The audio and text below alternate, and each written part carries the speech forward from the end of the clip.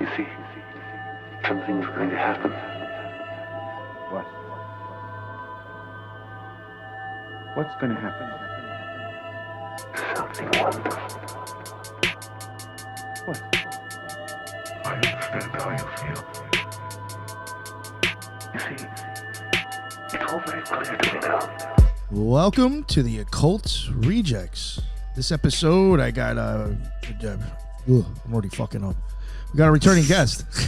He's been on the show a few times, and a lot of people love when this guy's on. I love when he's on. This guy's just rabbit hole after rabbit hole, and the amount of information that comes out of his mouth within 2 hours is like fucking insane. It could probably feel like, 500-page book. So, yeah, right? But before we introduce him, we're going to introduce Jules. What is up, my man? Thank you very much for coming on. What's up, man? Hey, guys. You know me. Jules, host of the Greypilled Podcast. You find me on X at greypilledpod, YouTube, Rumble, and over on Patreon if you want to support the show. We do a lot of cool stuff over there. Just got done with an esoteric book review. Nick was there. We do it every Saturday morning exclusively on Patreon, and we're watching Twin Peaks currently exclusively on Patreon and kind of analyzing that show and the all the themes of occultism that you find in the show, and it's quite fascinating as it unravels. So a lot of cool stuff on Patreon. Happy to be here. Happy to see my friend Austin in a minute. And ready to get into some shit. Awesome, man. Thank you very much, man. I appreciate you making it. I will plug Headless Giant was going to make it on today with us, but unfortunately he couldn't because his internet. Shout out Headless. Yeah, is shitty, but he couldn't make it. If you got any weird stories or dreams, send them into the Headless Giant Podcast at gmail.com and leave your address, and if you want, and I will send you some free stickers, and we will read your story on the podcast. And we do have we have the lovely Liza, the Occult Reject mad scientist, will be joining us in a little bit. She's running a little bit late, school and stuff, blah, blah, blah. But she'll be joining us in a little bit. And finally, before, I'm so sorry, Austin, I hate to do this, but it's just, I want to do this because it's getting close to the events. There are events that the Occult Rejects will be at. There's a couple of them coming up soon. One of them will be, let me check it out, October 4th. This is for sure. They'll be at the factory in Franklin, North Carolina. It's like some Bigfoot type thing going on in cryptids. We will have a booth there. October 18th, and that one is in Florida at Fort Myers at a Masonic Lodge. And, of course, the Occult Rejects had to get booth 33. We got that. We were able to pick, so, of course, I grabbed that one. So we will be there October 18th. And Brooke from Dark, Florida, who is one of the Occult Rejects, will be a speaker there. And somebody else who's been on the show already, Natalie, she'll be speaking there as well.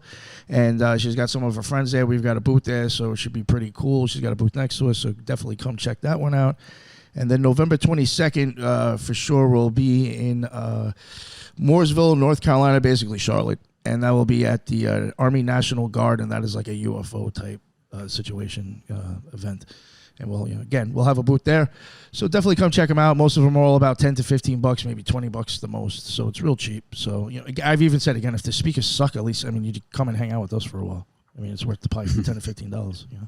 Definitely get you into entertainment if you come hang out with me. So, come check those out. And we have T-shirts available. Check that out as well. We got the seashell chick, and we got the cross-armed skeleton throwing up the fucking occult symbols and, silent rainbows dripping out of his eyeball. Check that out. If you're interested, hit me up. We got T-shirts for that. We are going to be selling those at the events as well. All right, so now I'm done. Finally, Austin, please let everybody know what your deal is and what's going on. Awesome, brother. You already know how much I appreciate every time you have me on, Nick. I really do. I'm always far more interested in having conversations with people who are very open-minded and not necessarily over emotional in their reactionary state of mind, let's say, right? It becomes very frustrating at a certain point, and I would prefer to obviously only engage in good faith conversations. And I think that too often you have I just think maybe ego-driven factors involved, things of that nature that might legitimately sort of derail any real ability to engage in that way that I think is very constructive. And so, I appreciate that, man, as always. And then Jules, reunited, my brother. I love you, man. I missed you so much, honestly. I miss you too. Hell yeah. And I'm very excited for what Already Dead has in store for the future, man. I love Jacob. And I think, to be honest with you, it frees up time for me to focus more on my stuff. Right. And, Jacob was already a part of the show, right? Like, he was already making edits and basically there at every show backstage. And so it makes way more sense, dude. So I love you guys. And Fire Pixie, we know, very gay.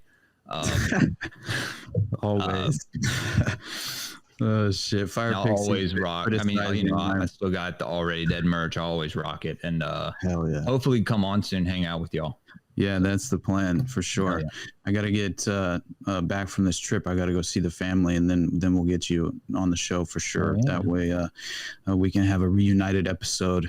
It'll be a lot of fun. But yeah, Fire Pixie's been criticizing my emotional state for quite some time. No, I'm just playing. Nothing but love, Fire Pixie. You know that.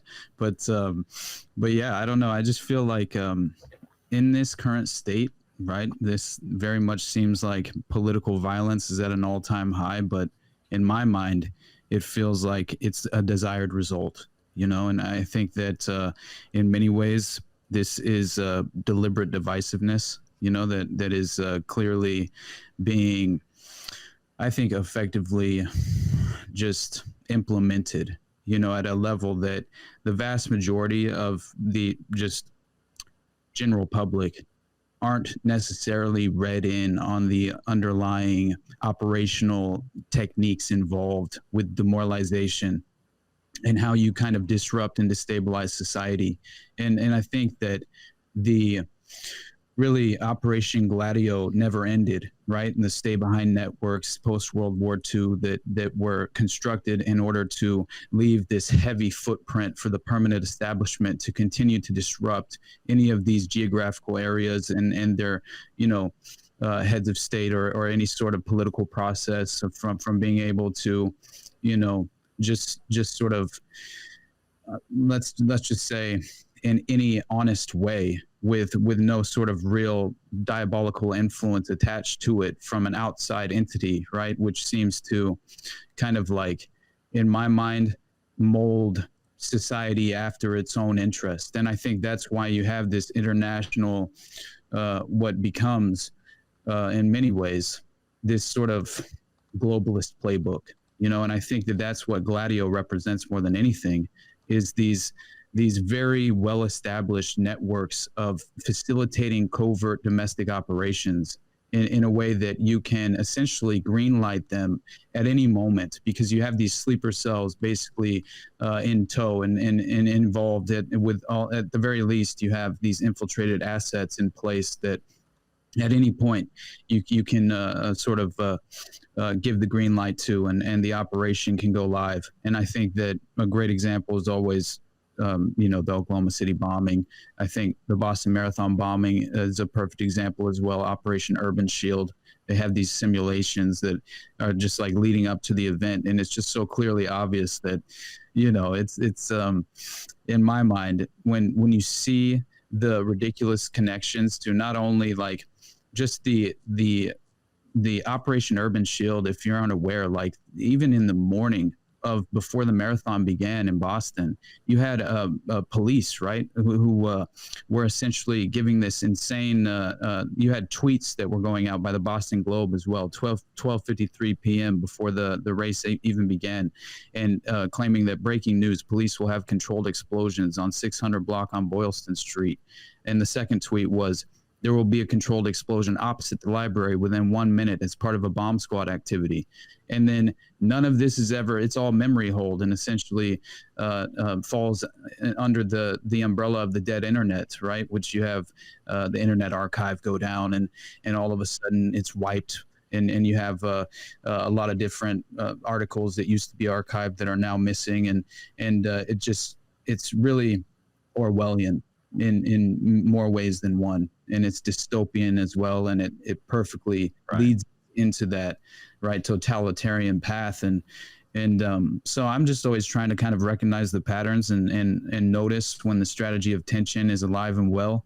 And I definitely view this most recent event with Charlie Kirk just as far as one of those events that very much manufactures this heightened state of political violence, right? And then each side as well, like on the Minneapolis mass shooting, it falls perfectly into the same category as far as each side on the political spectrum gets what they want out of the event. Oh, yeah. And I think that's really almost it should at the very least cause each and every one of us to remain skeptical, and not accept these details at face value, because so much of these reports, they just come out and it seems like the report itself, even when it's later debunked by the very same authorities who made the original claim, it still has done its job in the subconscious mind of many of the individuals as far as who fall onto that political ideological spectrum,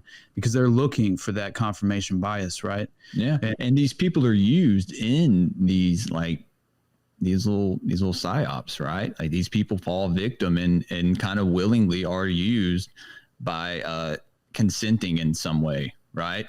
Oh, yeah. And it's funny, man. Like before I produced on Already Dead, I had no idea what Project Gladio was, or Operation Gladio, whatever you want to call it. And I mean, it more people should know about this, but it's wild to me how many people, this just goes right over their head, Right. Definitely. Yeah.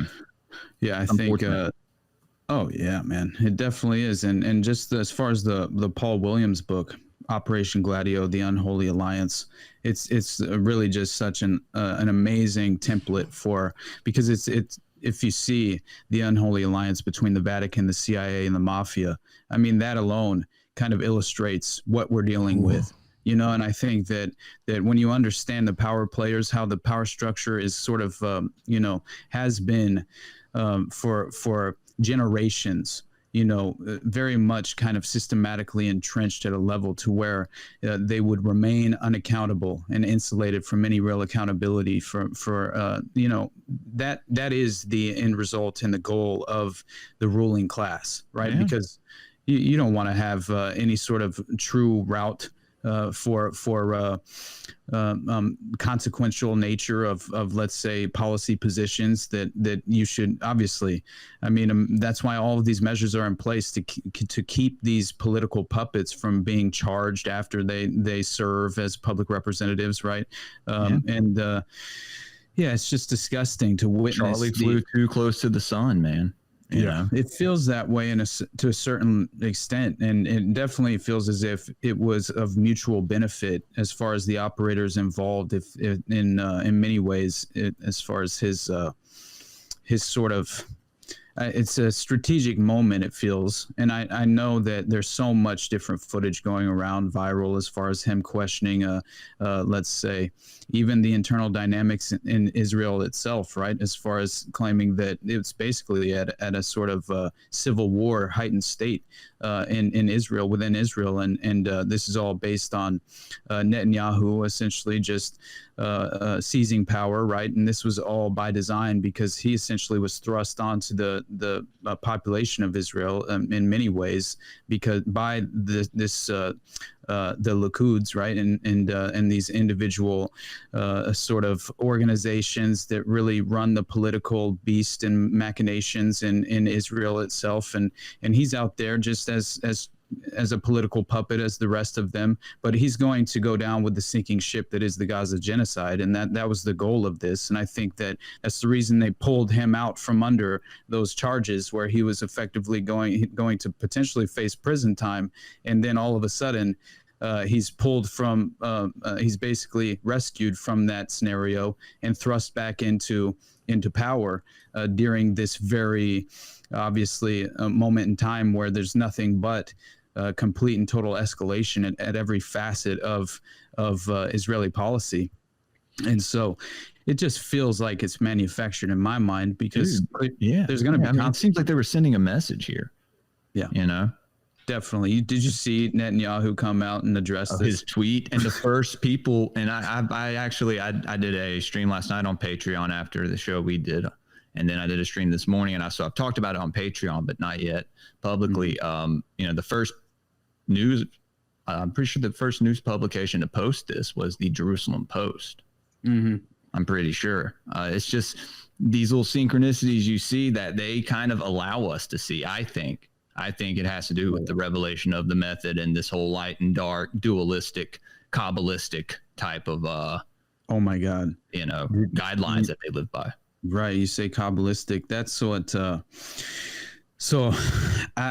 John DeCamp, right, who was the legal counsel for Paul Benassi and some of the victims from the Franklin scandal, and was also a Nebraska state senator, I believe. And he came out and he essentially explained the origins of Project Monarch, right, and trauma-based mind control using children essentially to create altars and DID and things of that nature, and developing that technique and that sophisticated operation was essentially tied directly back to Michael Aquino, right? Obviously. And so what John DeCamp claims, and this is so nuts because you mentioned Kabbalistic, I think it's important because he says that these programs, these brainwashing programs, have a distinctive Kabbalistic magic theme. Oh, I think thought so. It was so. Oh, absolutely. It definitely seems that way. And I mean, I saw you guys had William Ramsey on to talk the Manchurian Candidate, and I just did as well. And it was so mind blowing, right? The next day he hit me up and he was like, what was the odds of us talking about that the day before this just happened? Yeah, exactly. Yeah. And that's how I felt when he hit me up about it, because it was just around the time of the Minneapolis mass shooting. And I thought, wow, no better time than now. And then this happens. And I was just like, oh my God, like this is just crazy how much this has very much seems to be just as far as the it's insane to see the ridiculous patterns. It's hard to deny them as far as how many overlapping and resurfacing connections there are to the elements involved with the alleged perpetrators, the surrounding details of the cases and events themselves. Like they all tend to, and it's why I say pattern recognition so often, and I've seen it described as pattern recognition as a superpower, and I 100% believe that at this point, because as long as you're making sure that you're reflecting on your ideas and you're trying to remain objective, and you're not just accepting everything because it clearly confirms your bias. I mean, I honestly, the main goal is to obviously create a far more plausible alternative theory to the event itself, because I never accept what the FBI has to say. I just don't. I think that, the FBI is so clearly compromised and corrupt as an organization in general. And beyond that, it is their job to, consider the idea as well that this is so crazy to me, just as far as the numerology, right? I was going to mention that. Even if you want to start entertaining numerology, now there is a difference, I will say, when it comes to gematria and Pythagorism. You will see a lot of people play with like in between dates and just regular numbers that isn't technically gematria. But if you do actually start using gematria and it starts showing up, my opinion, then the Kabbalah has to be integrated into it. If you start actually pulling like Hebrew or Greek or English equivalents of, and you stick to the value of that shit, right. The Kabbalah's got to be involved, or it wouldn't. You know what I'm saying? Like that's what it's tied to. Absolutely. That was that. You remember that guy that went up to the Manhattan office building where the NFL headquarters was, and BlackRock and all that, and he went up to the floor, BlackRock, the 33rd floor, and he happened to he got off on the wrong elevator bay, and he goes in there and essentially kills this shoots this person who's affiliated with BlackRock real estate, and like all this crazy is very interesting. But again, you numerical death cult, dude. Yeah, you had this insane sort of numerology attached to that event itself as well. And I forget, there were other details that really boggled my mind that connected to that event specifically. But then you come to find that this specific event with Charlie Kirk, allegedly, 33 hours into the manhunt. 36, no, specifically 33, or like he's like, come on. Yeah, and then I'll see you in Valhalla. What are we doing? Yeah, what's I know, going man. on here, bro? Are you like Hell Woden now? You know, Yeah, like, are you not like worshiping your monkey god anymore? Yeah, Like, don't you got elephants to fucking bring? Is the world not on the back of a turtle suspended by 4 elephants? Oh my god. You know, that's all I want to know. And this is the guy who is heading. I mean, dude, Charlie Kirk was the Republican sweetheart, right? Like that's what they're calling him, like the right-wing darling or whatever the fuck. But like this is an example of what these kind of events do. They trigger this like mass trauma. Like exactly. All these people on the right are just so upset and just like, but like, you know, schizos like us, we're used to stuff like this happening. Right. This is all in the game, baby. You know what I mean? Like this is what it's about. And, you know, so Gerald Hall says the goyim know. Yeah. And so, you know, I don't know. It's just unfortunate. And for this to happen in front of his family, mm-hmm. I can find no words to describe, you know, how that makes me feel. It really, but I mean, I agree with you. I feel like I'm somewhat insulated from the emotional. And I wasn't a fan of Charlie. Like I didn't agree with him on a lot of things, but like, you know, this hits on another level, you know? Yeah. And it just goes to show like how willing they are to sacrifice one of their own in a way as well, which in my mind, that's sort of what happened here. And you know, when you become a red heifer, right? Yeah. Hey, when you become a sort of shill for the establishment, and I hate to put it that way, I'm not trying to like, you know, demonize the guy's character after the fact, but it's just, I'm being honest.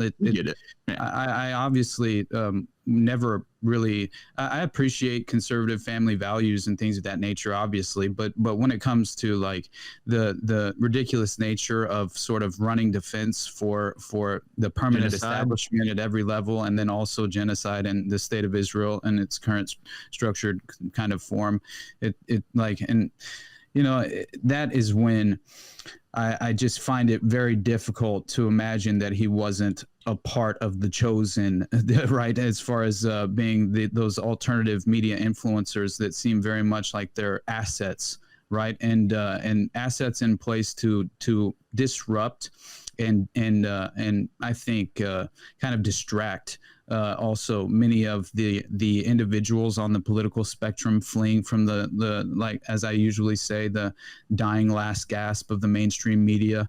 And this is how they're corralled back into the establishment line is individual influencers like Charlie Kirk. And I understand like Turning Point, right? What is he doing? He's basically attempting to propagandize and you know. And who runs Turning Point now? Ben Shapiro. Isn't that insane? He takes over Turning Point right make this after. Up, dude. I know. I saw that post yesterday while I was doing the stream with William. I saw that come across. I was like, no way this is true, right? And turns out, yes, Ben Shapiro is now running Turning Point, which that's all I saw as well, by the way, that the day that it happened. Did you not see all the influencers parroting the same exact sort of phrase? This is a turning point. We are at a turning point. There's things of that nature. And it was just like they were kind of embedding it's a play on words, I guess, in a way. But at the same time, you know, it's hard for me to just kind of dismiss the level of scripted reaction. You know what I mean? It feels like it's you know how it is when you notice that everything's very much worded identically, and it seems like it's too scripted. Many people are and now of course you have just low frequency you know, individuals who are engaging at a level where NPCs. Right. Yeah, they're falling into the traps already. I saw it on both sides of the aisle. It was either he's completely trans and, you know, like he's in some trans gun movement and radicalized on Discord, or he's or this was the other thing that I saw. People I grew up with, and I know they have good intentions, but man, they're ideologically imprisoned. They're just they've acquired the mind virus, you know, and it's impossible for them to sort of. There's break definitely a free. right-wing mind virus now. Oh, absolutely. It exists. for sure. It absolutely exists, just as the left-wing mind virus does. Yes. And that's when we say, you know, two wings of the same bird, two heads of or two ends of the same snake, two sides of the same coin. Right. Quite literally, you know. Right. I saw someone in the chat say we still have free will. Yeah, up until a certain point. Like, I'll be honest. Man, they shackle you in chains. I'm questioning the very concept of free will at times, only because I think that they found out how to utilize this sort of perfect recipe of how to kind of utilize pharmaceutical agents, post-hypnotic suggestion, various different elements that are involved with the sophisticated methods of mind control. And they've eliminated the very concept of free will. They've shattered your ability to engage in free will. Imagine if you were targeted at let's just say a low ELF, the subliminals being programmed in you as you sleep, and you have no conscious awareness of this, right? It reminds me again of Manchurian Candidate, right? Where Frank Sinatra's character in the film, the 62 film, he's like, it starts out, he wakes up, he's having this terrible recurring nightmare that and it's him waking up to his programming essentially, and also remembering things that happened when he was in a hypnotic trance. And now that in a way that definitely applies to things that I have read about. Allegedly there's a shelf life for the Manchurian, and that there tends to be, you have to sort of reinforce the programming, or it will essentially, he will break out. Yeah, you'll break out of the programming and it will expire, as it has that shelf life. And Britney Spears, Lindsay Lohan, you go shave your head somewhere in public and start talking crazy about how they're controlling, talking crazy, right? Man. But this goes into like the consent, what I was talking about, of they've built this material world for us and we chose to live in it, right? Yeah. And so in a way, our free will has kind of been given up. I mean, we still have free will to an extent, but we have consented to this system to live under. Unfortunately, right. I mean, you can go off grid and life won't be as comfortable or easy, but maybe in a way easier, right? Like spiritually easier, maybe, easier on your soul. You may live longer. Right. I don't know. There's a lot to that, but don't mean to get off on a tangent. All I know is that it's kind of crazy because besides the 33 hours right into the manhunt, there was also did you see the 6 years and 66 days since Charlie Kirk shows began? No. July 7th, 2019, and then Wednesday, September 10th, 2025. It's 6 years and 66 days. Oh, that was shit. Incredible. That was insane, right? Yeah, I don't know, man. Like, how are we supposed to just accept that, But then you have that strange individual who was clearly a diversion and a distraction in the moment, right? That Jewish guy, was it George Zen was one of the patsies, I think, and he essentially was he's arrested while he's creating this diversion during the just direct fallout. And essentially, he's recounting that he knew Al-Qaeda. This is a crazy video I found that's circulating now. Basically, this guy recounts, the same exact guy, George Zen, years ago, recounted how he knew Al-Qaeda was responsible for the 9/11 attack the moment he saw the towers fall. And allegedly, he also called in a bomb threat to, I believe it was a marathon in Utah, I think. Yes. Yeah. That was the And other it was weird right thing he after was connected to. bombing. Yeah. Yo, this whoa, guy's like, he's like that kid that shows up at all the mass shootings. Yeah, exactly. That's exactly. He's like Tim McVeigh going to Waco. Like, what is happening here? But I don't know. Like, I look at these pictures. It's so impossible to imagine that this was the perpetrator. But it is possible. But I will say that if anything, I would side more with he was kind of put into position and much more of a patsy, if in my mind, right? But especially when you see he apparently was hanging out around some junior ROTC, Junior Reserve Officer Training Corps, and was hanging out with all these students who were interested in the military program. And but there's no like legitimate evidence that he himself was a member of the ROTC. But that goes to kind of like connect back to, again, you have obviously his father. I think his uncle also was according to his mom's Facebook, his uncle was apparently his uncle. His name is Michael Robinson, and he's an info system security manager with the Air Force who was stationed at Hill Base in the city area, and then now has been relocated to Japan. So there's definitely already some strange affiliations to the family themselves. And then obviously Tyler himself apparently was very intelligent. I would really like to know what he was studying at the university itself, because he apparently had like a 34 on his ACT score, and so that kind of fits the pattern as well of like the James Holmes types, right? Which,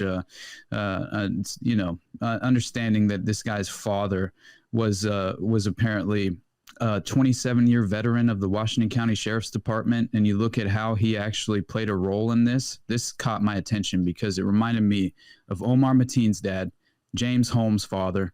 The ridiculous connections. It's Eric Harris, it's Adam Lanza. It's how many can we point to where that's the case? And yeah, it's fascinating to see how involved he was with the actual apprehension of his own son. Like that just blows me away as well. And he apparently, the father of the shooter, he decided to notify the authorities and let them know he had secured his son until they could arrive to pick him up. So he himself apprehended his own son and then turned him into the police, which I don't know. It's just a difficult thing for me to kind of grapple with.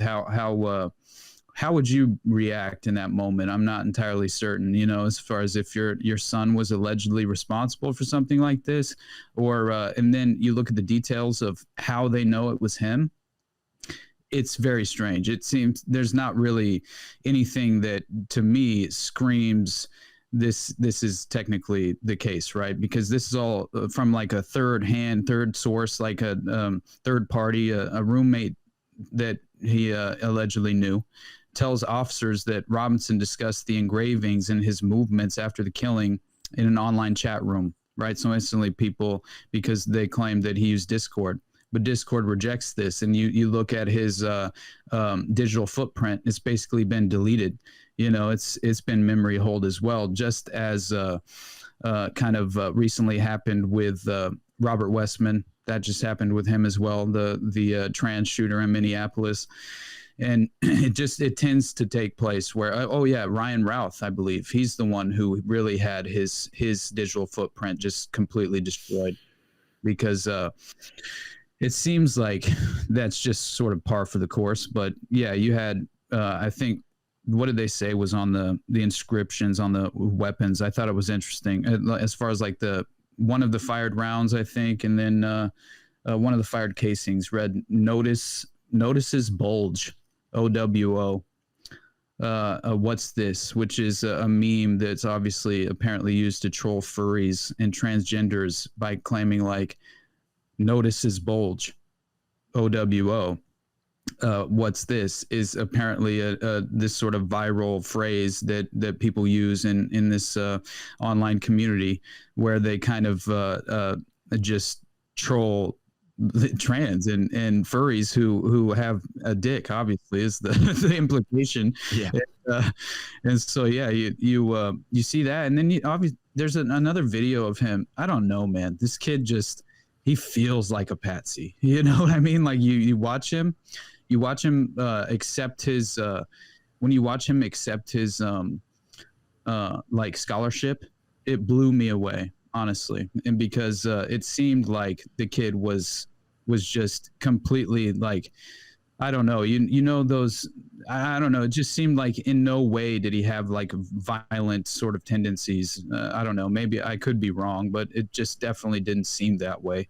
It's hard to obviously gauge that at face value when you have so little evidence of the individual on video. But still, another one that he put on the casings. Apparently, this is notices bulges, obviously, and then hey fascist catch, alongside an up arrow, a right arrow symbol, and another 3 arrows pointing downwards, which they claim the symbols could be a reference to the Iron Front, a paramilitary group set up in opposition of the Nazi Party during the Weimar Republic period in Germany. And but then also social media users pointed out to Helldivers 2, the video game, right?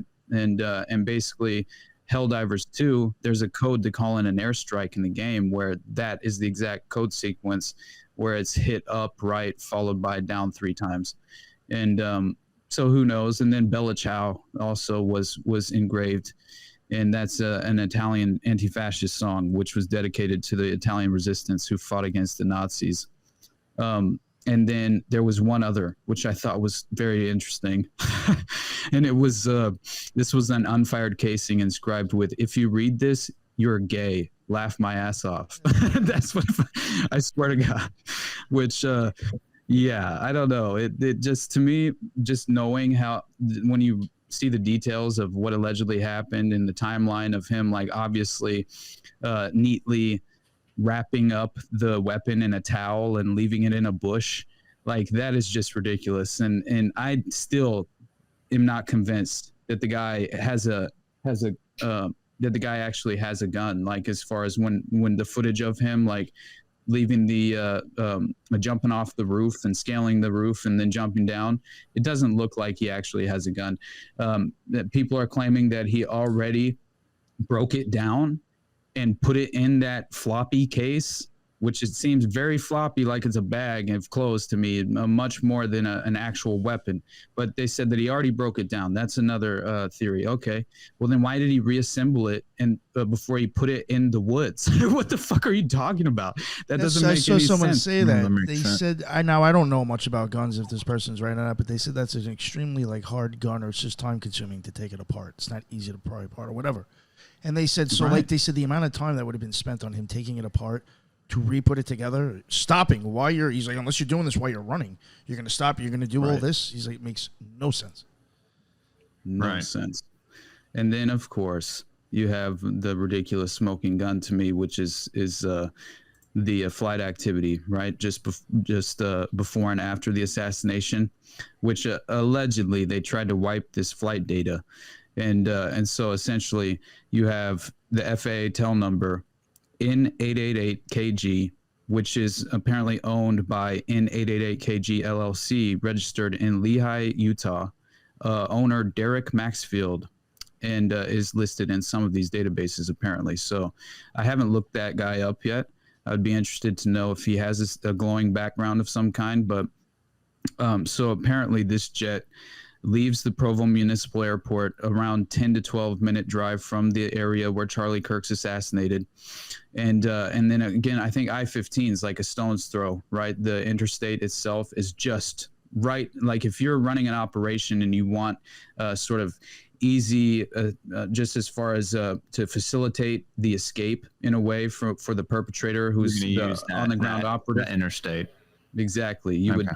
You would have this so conveniently sort of chalked off strategically as far as these are the movements, like you would imagine if you're trying to get your asset out of town after they obviously, perform the hit, which in my mind, this screams of a professional hit, right? I feel like there are so many different elements to it that again, remind me of even when William and I were speaking yesterday about JFK and how the Daily Plaza, right, where basically there's an individual who runs out and essentially acts as if they're having a seizure in the street and draws all this attention away from, right, while I think strategic assets are kind of going into position, or right, and that's why you had multiple kill squads set up as well. You had Howard Hunt there running point on the ground, and that's why he was spotted by various witnesses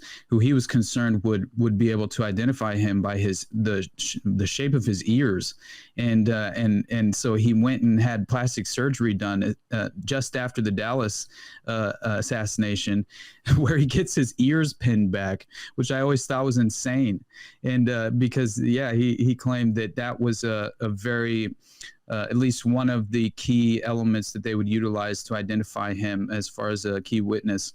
And but yeah, so you look at this flight tracking data though, and it does seem like this is 1 hour after the shooting, this apparently you have the jet taking off heading southeast toward the Arizona-Nevada border, consistent with a standard domestic flight at cruise speeds of 470 to 500, approximately 30 to 46 minutes into the flight.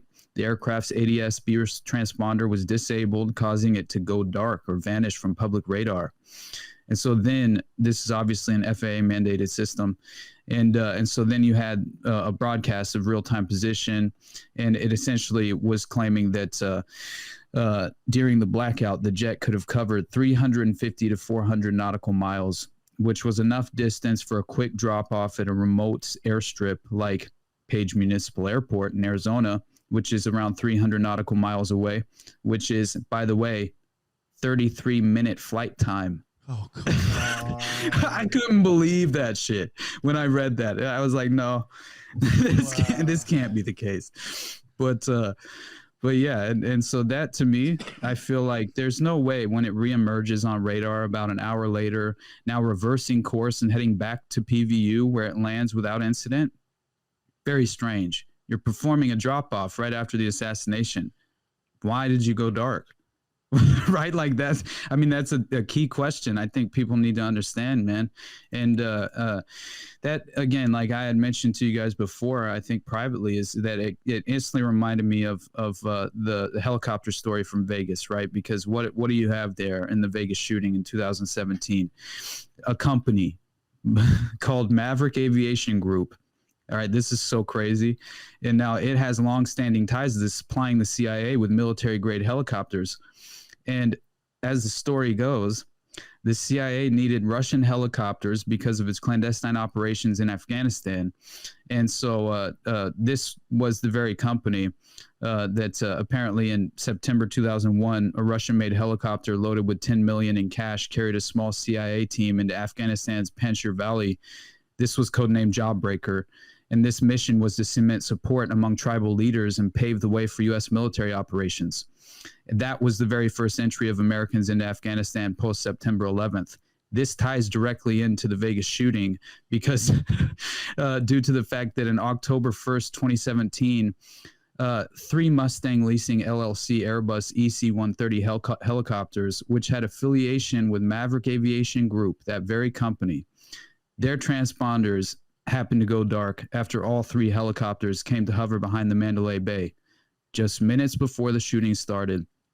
Now, this obviously lends credibility to reports of potential helicopter exfiltration being performed on the roof of the hotels, and also reports of gunfire coming from at least one of these helicopters that very same night, because you had many different victims, witnesses who were claiming that, and also claiming they were like operatives on the ground, like chasing individuals and shooting them at point blank range, right? Shootings on the 3rd floor, shootings on the floor above Paddock's room. It's just so crazy how much there was even reports of like the Hooters, right? The Hooters was a hotel at that time, right? And so they claimed that there was an active shooter that came in through the back and essentially opened fire, and this was in the Hooters, right, where he was in a gunfight. And this was reported as well. And they claimed armed security were in a gunfight with each other, which that lends to the credibility of like the Mohammed bin Salman connection and having like this interesting attempted coup play out in real time in Vegas, right? And also how you could greenlight an operation at the very same moment through covert operation called Operation Fast and Furious, where you're gun running and distributing drugs, and that was through a local mob figure named Razdan Shulayev, who was, by the way, he received Stephen Paddock's Silkway Airlines in Chicago O'Hare International Airport at one point, filled with guns, baby. Like, I mean, that's what they were doing. They were laundering money in Vegas. You know, that's what was happening. And I think that this was another like green light go operation, right? And so I just thought the helicopter story itself was very interesting in terms of how it connects back to, you know, obviously this ridiculous private jet, you know, but I don't know. I just understanding how much of these shooting events are so orchestrated. You know, it's impossible for me to just accept any of this without questioning every single aspect of the official narrative, right? And that should be, I think, your go-to, right? I think your baseline should be, right, at every level, question the official narrative, right? And definitely, I think that it's important as well to understand that apparently the exact same day that the Charlie Kirk assassination happened, the Epstein files were apparently blocked, right? Did you realize this? September 10th, 2025, the Senate voted 51-49 to block the release of the Epstein files the exact same day Charlie Kirk dies. I thought that was strange timing. Yeah. Yeah. And somebody posted about that. Yeah, man. Senate Republicans defeat Democrats' effort to force the release of the Epstein files, as if it wasn't convenient enough for both sides. Republicans stopped it? Yes. Get the fuck out, Come dude. on. Yeah, Yo, why man. are people buying their bullshit at all anymore? Yeah. 100%. Doesn't surprise me. Doesn't surprise me. No, one that's bit. what Trump ran on that at one point. Yeah. Yeah. He owes that, dude. Like, he owes that to the people. But fuck the people, right? Exactly. That's basically what he said. And I thought it was strange that the FBI was claiming that they were opening an investigation internally into sort of the way that they put it. It was very strange. It seemed as if they were basically, hold on, let me find it because I thought it was interesting. Yeah. Basically, they said that they're opening an internal investigation into whether its own agents obstructed, quote, politically sensitive cases, including the cover-up of the Anthony Weiner laptop. And I thought very convenient timing when you consider the release of the Epstein birthday book and how much it's kind of like hanging around the neck of the right and the Trump administration at this moment. Wouldn't you want to politicize and make public some sort of allegations surrounding the Democrats specifically being pedophiles? Because maybe that'll help misdirect the public by saying, hey, but they're pedophiles too. You know what I'm saying? Like basically what he would do, because what does that implicate? The implication from the Anthony Weiner laptop is Hillary Clinton and Uma Abedin, obviously. And in my mind, right, Podesta, and so it fits the pattern of. Well, they think that we can't keep up with them, but like I don't think they realize that we've evolved. You know, like we notice these things now, we see these patterns, and I mean, it's just a matter of time before, you know, hopefully more people start to notice. But I mean, right. Yeah, man, it's wild that they think they can just get away with it for so long because they have, right? Right. Dude, I'm telling you, it is, what do you see? The instant reaction. You have the usual suspects. You have the former stripper, Anna Paulina Luna, going on Benny Johnson's show. Benny Johnson, that dude glows like the sun. He's Sean Ryan incarnate, basically. They're the same in my mind. They just parrot the CIA talking points and act as if they're having dangerous conversations. It's hilarious. Right. But in reality, they're just reinforcing the establishment narrative. And it's interesting to see that Anna Paulina Luna went on Benny Johnson's show directly after the Charlie Kirk assassination, announcing legislation making politically motivated attacks a civil rights violation, ensuring offenders face the full weight of the law. She says, quote, "I'm in the process of writing legislation to update the civil rights codes to ensure that if you are committing an hate crime, as a result of someone's political ideologies and affiliations, that it should be the same charges as a civil rights violation. There is going to be punitive action, and I'd hope that the person that did this to Charlie gets the electric chair. That's what Anna Paulina Luna says.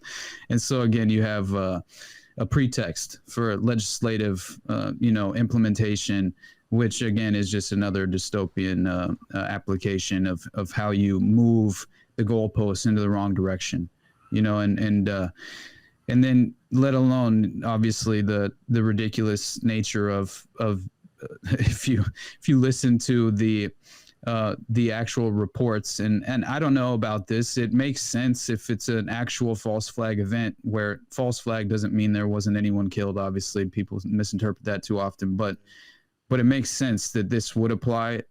But also, I thought I was just considering the idea that this would be a convenient way to also undermine any sort of dissenting opinion in regard to this event, and that was the New York Times and LA Times reporting Charlie Kirk being shot on September 9th and the day before.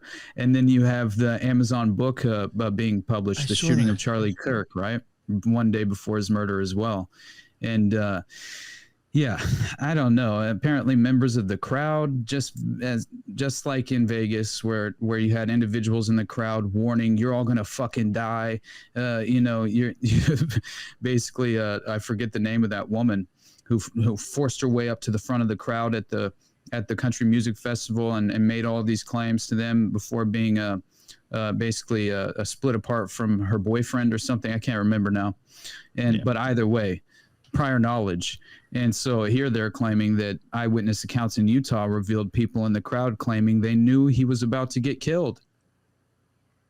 Very strange. I mean, at the very least, it seems worthwhile in mentioning, and it seems to kind of at least allude to the idea of prior knowledge and significant pre-planning, and that's like, dude, what it rings to me? It just ritual, right? Brother. I think that's all it is, was a public ritual. Feels like it. We were talking about on my Patreon show this morning on the book review, subliminal. He pulled up a picture of the stage, and the way the stage is presented, it looks like it's kind of on this altar. Yeah, it's very, very strange. Did you see you saw the fucking hilarious, we paid some Etsy witches to curse Charlie Kirk, right? Saw that report. Yeah. What the hell, dude? Saw that. And by the way, they tried to delete that report so quick. I thought it was interesting because I had to archive that, dude, because it was the same witches that apparently curse Trump daily. Oh, you remember that shit? No. Yeah, I don't know if they're doing doing that shit going around. Yeah, they're probably not doing very well. There's actually covens of witches doing that shit. That's so funny. I mean, it's I don't know. It's between that and then obviously it seemed like such a staged and precise moment for him to have been shot, because it's directly in the as he's being questioned about mass. Do you know how many mass shootings of events were committed by trans or something like that in the past year? I can't remember what the question was. Basically that, and then he picks up the mic and he answers the question and gets shot. It's so fucking strange, and the timing is insane. And then the guys who are doing the obvious sort of baseball signals, the hand signals to you saw that too, right? The individuals next to Charlie who are like doing those, touching the hat and like down the arm, and then he gets shot directly after. Mm-hmm. They do the hand signals. It's like, my God, the only thing that is somewhat debatable on that is the fact that they seem to naturally jump when the fucking shot rang out and came through. It's the only thing that was saving them in that moment, as far as if you want to make an argument there. But it still seems too convenient for me, as far as what else would they be doing? Is that how they typically interact and have long distance conversations with other security detail members? I mean, I don't know. I'm just trying to come up with some plausible reason as to why it would come off that way. But yeah, that all of that combined, it makes it very, very almost impossible for me to kind of imagine this wasn't a controlled operation. And obviously they provided the window necessary for the true perpetrator, who was in my mind a covert operative, to escape. And then we'll never know who really did it, right? Exactly, man. It's the same as, even though I did finally get a name for who they claim was the guy who pulled the trigger on JFK, and it's some international hitman. I got to find it again. It blew my mind, but I hope that's true. Not that, it's always closure. Yeah, I want some closure, man. For real. That's basically what is happening. But yeah, I don't know, man. All of this, and then you consider, to me, the first thought that I had, right, is that individual who was misidentified as the perpetrator with his pants on the ground and yelling, "Shoot me," right? It's either he's in on the operation and he's clearly running a distraction purposefully, or he's potentially mind controlled to a certain extent, and he's just kind of going about his programming of causing the inherent distraction in the moment. You never know how you would place an individual asset into position and utilize a patsy for that sort of situation. You would more want to, I definitely think that it's important to, at the very least, imagine that at some level, and you look at Tyler Robinson and his mugshot, like, I don't know. I'm curious to see how this trial, kind of the subsequent trial seems to play out, because honestly, knowing how much James Holmes showed signs of DID and things of that nature, right? What's going on? What's up, Lisa? Sorry about that. But I've been listening the whole time, I promise. Awesome. How are you doing? Good, just fine. Sorry to interrupt. Oh, no, you're good. Thank you for making. I'm just basically going schizo on all these mass shootings and things like that. Because to me, I just think like and I saw, and I had mentioned to Jules privately, it was that Charlotte train stabbing, right, with the Ukrainian refugee. I thought it was interesting because you had the individual himself claim that he was the perpetrator, the black male.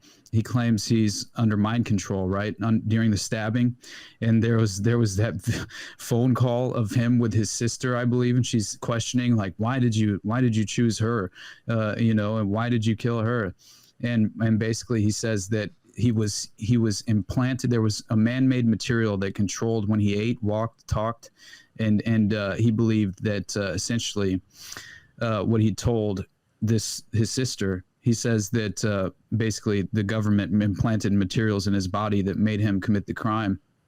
And, he could just be completely insane or going for the insanity plea. That's possible as well. You never know. He's playing that. Yeah, he's already playing that. I got to act fucking batshit crazy now. Yeah, I mean, it tends to happen where that does take place in certain cases, and it makes sense. But I don't know. I mentioned the sort of consequential nature of the ushering through legislation on the back of these events and high impact events and manufactured crises, and it is an emotional.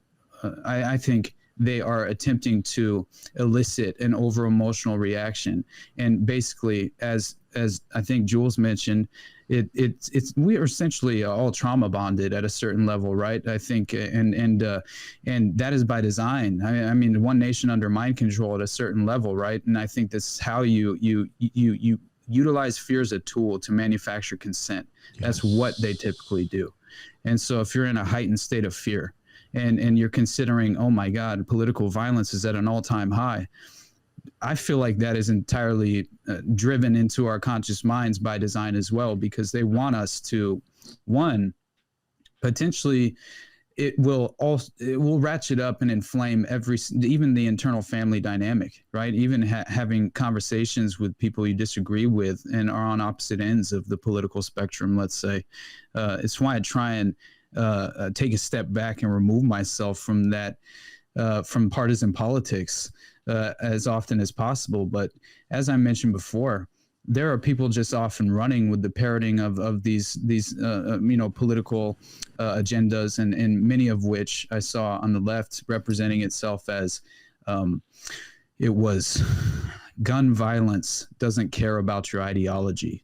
And I just thought, oh my gosh, like this is the state of mind that, unfortunately has been overly conditioned into embracing these false equivalencies and just such unfortunate ideas that are clearly, and I feel like you have these baked in, measures of controlling mechanisms in place, right? As far as this is how now, when you aren't aware that you're acting out sort of the worst case scenario in terms of your own political, let's say your own well-being, right? Considering the outcome, it's like that you've been conditioned to essentially facilitate, right, self-defeating policies, which that is fascinating to me, and it falls perfectly in place with the right as well, because you look at 2017 in the Vegas shooting, bump stocks are the problem. I mean, you had Trump in the administration, his first term, and he's the face of gun control. Like Obama couldn't have passed bump stock legislation probably, and that's what I always see is like it's always like one side of the political aisle can achieve what the other cannot. And so that seems to always be the way the pendulum swings. It never swings in our direction. We're always heading down that totalitarian tiptoe, no matter who is in public office. And that is why I'm always overly concerned with who are the true power brokers. Like I would like to be able to distinguish that for myself, as far as distinguish between the true power brokers and the political puppets facilitating this dystopian agenda. And that's only, I think, the only time that you can feel like you're objectively kind of pursuing any sort of honest, right, credible evidentiary outcome in any way. But Austin, I think you and Jules were mentioning how right after the Kirk shooting that they passed a legislation to not unearth the Epstein list. And if you want to dissect and look at all of these events, everything from the pandemic to Columbine, every single one had three main components that are literally a thread that connects each one. There was legislation on the table that needed to be passed. The perps were somehow known by the FBI, and then the third was that there was always some military tie to all of them. yes. And so, I mean, you kind of can't get away from any of that. And so the main thing the reason I bring this up is because people made money off of saying release the list. People made political strides, advancements, and careers out of that narrative. Yep. And now you're going to release it? I don't think so. But so they needed a big distraction, like a huge one. Yeah. And this the person that was the martyr, really, to be honest with you. I agree. I think that, I mean, whether it happened or it didn't, whether it was purposeful or not, it did its job. Never let a crisis go to waste is a famous line in politics, right? Yep. That's 100% it. And that's the same reason why the day of the Minneapolis mass shooting, you had the former IDF special operations veteran, Aaron Cohen, who came out with the Gideon AI threat detection platform, right? The software that he was going to distribute to local police departments and things of that nature. It's so insane because you look at it and it looks like it's an AI-powered threat detection system that essentially it will scan the open web for signs of radicalization and tactical planning. And Cohen obviously presented this to the White House, right? And it's modeled on Israel's counterterrorism approach. And this is a proposed partnership with the current Trump administration to scale its use. And so the system, it aims to assist law enforcement agencies in identifying potential threats before they materialize, and is currently being marketed to local police departments. The technology has received backing from Peter Thiel's Palantir and is also promoted as a tool to combat human trafficking. That I thought was insane that they said that in the very same breath, right? As far as just tying human trafficking to this technology as a tool to combat it, when in reality, I think it would help facilitate the state-sponsored aspect of it. And I think, and I mean, and this is a little bit of a nugget that I've been holding on to, and Nick knows this, that Peter Thiel worked with Epstein, and they created software. I've been waiting for you to get here so we can bring this up. And that software is being implemented in small cities in the U.S. Yeah. That same software has been used in casinos to track and identify people that are cheating very effectively. And it is the same software that is used for child trafficking, yet we can't somehow find these person. Right. I would think that the same software that is effective for casinos would be successful in the latter, but it comes from the same company. Right. That's so hilarious. I bet they are just utilizing it to cap the competition.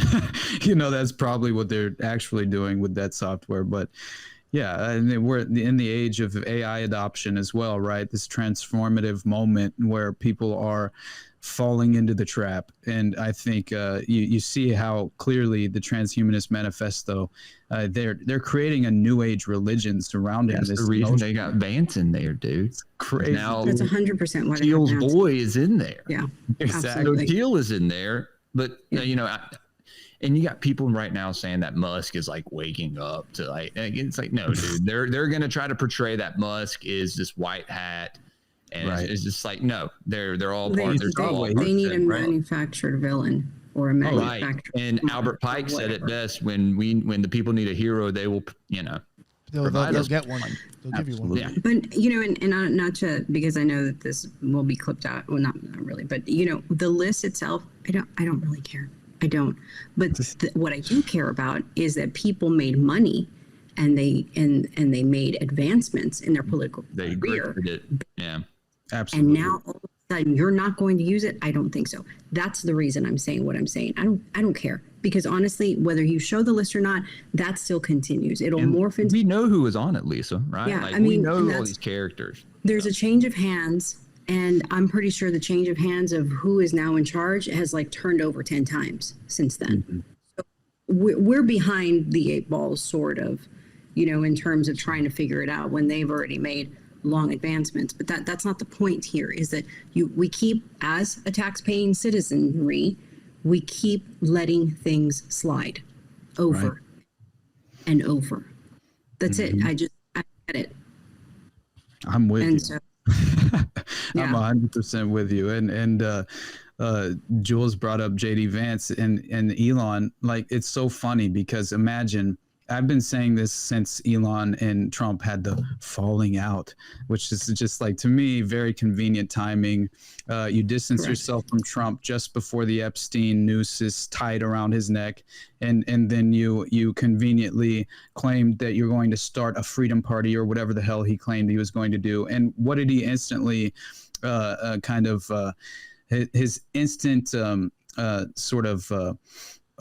what his pivot, right, basically, was that he will no longer start the Freedom Party to apparently, usher through the next Republican candidate. Instead, he's just going to support JD Vance, which I thought was hilarious. But, it just goes to show that this is going to continually, as far as the technocratic state that's forming around us, it's in no way will it be derailed. With any of these power players involved in the sort of just in powerful positions in this moment. I feel like it's Peter Thiel acolytes surrounding Trump, the Sam Altmans of the world, all of these, Larry Ellison. Are you kidding me? Oracle. Think about it. They're like their own priesthood in a way. right? Stuff's so Like Yeah. we're always told, it's not really the presidents or the kings that have the say, but the priests that have the contact with the gods, right? Or in this case, the AI. And if we're so, like worried about, these people, these tech giants or whatever, or we're worried about, AI taking over, I'm assuming in the political sphere, they are worried as well. I'm assuming. Why are the same companies like Larry Ellison's Oracle, why are those same companies like having interactions and selling for the Chinese government? Why are they providing, Minority Report style software to China and then coming over here and doing the same with us? Why? Mm-hmm. Project Stargate just went to India too. It's just after that huge meeting, the dinner party at the White House, and they're all like, Trump, I'll give you this much, I'll give you that much. And it was so funny to watch. Like they're all just shilling for the just honestly claiming what 600 billion, like all these ridiculous numbers that they're floating out. And basically then Sam Altman and ChatGPT get this major contract where they're allowed to enter India and create these massive AI data centers and get up to some gigawatt. I can't remember what is necessary for ChatGPT to function at the level that they're hoping to achieve. Yeah, that's what it sounds like. And so it just goes to show, right? Project Stargate goes international, which already was taking place, obviously, But yeah, and then Elon, what did he claim was happening with AI? He said we are summoning the Antichrist.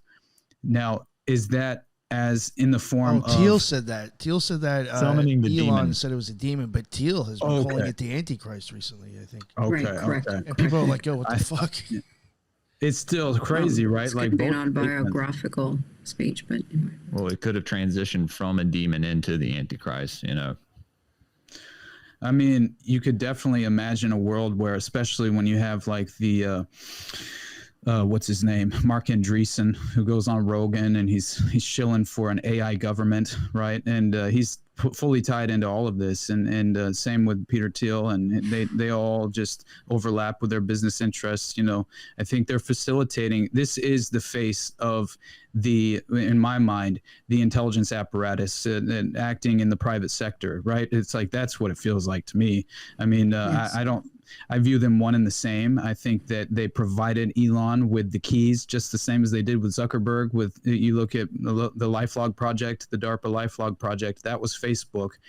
They gave him the keys the very same day LifeLog project ended. Facebook begins.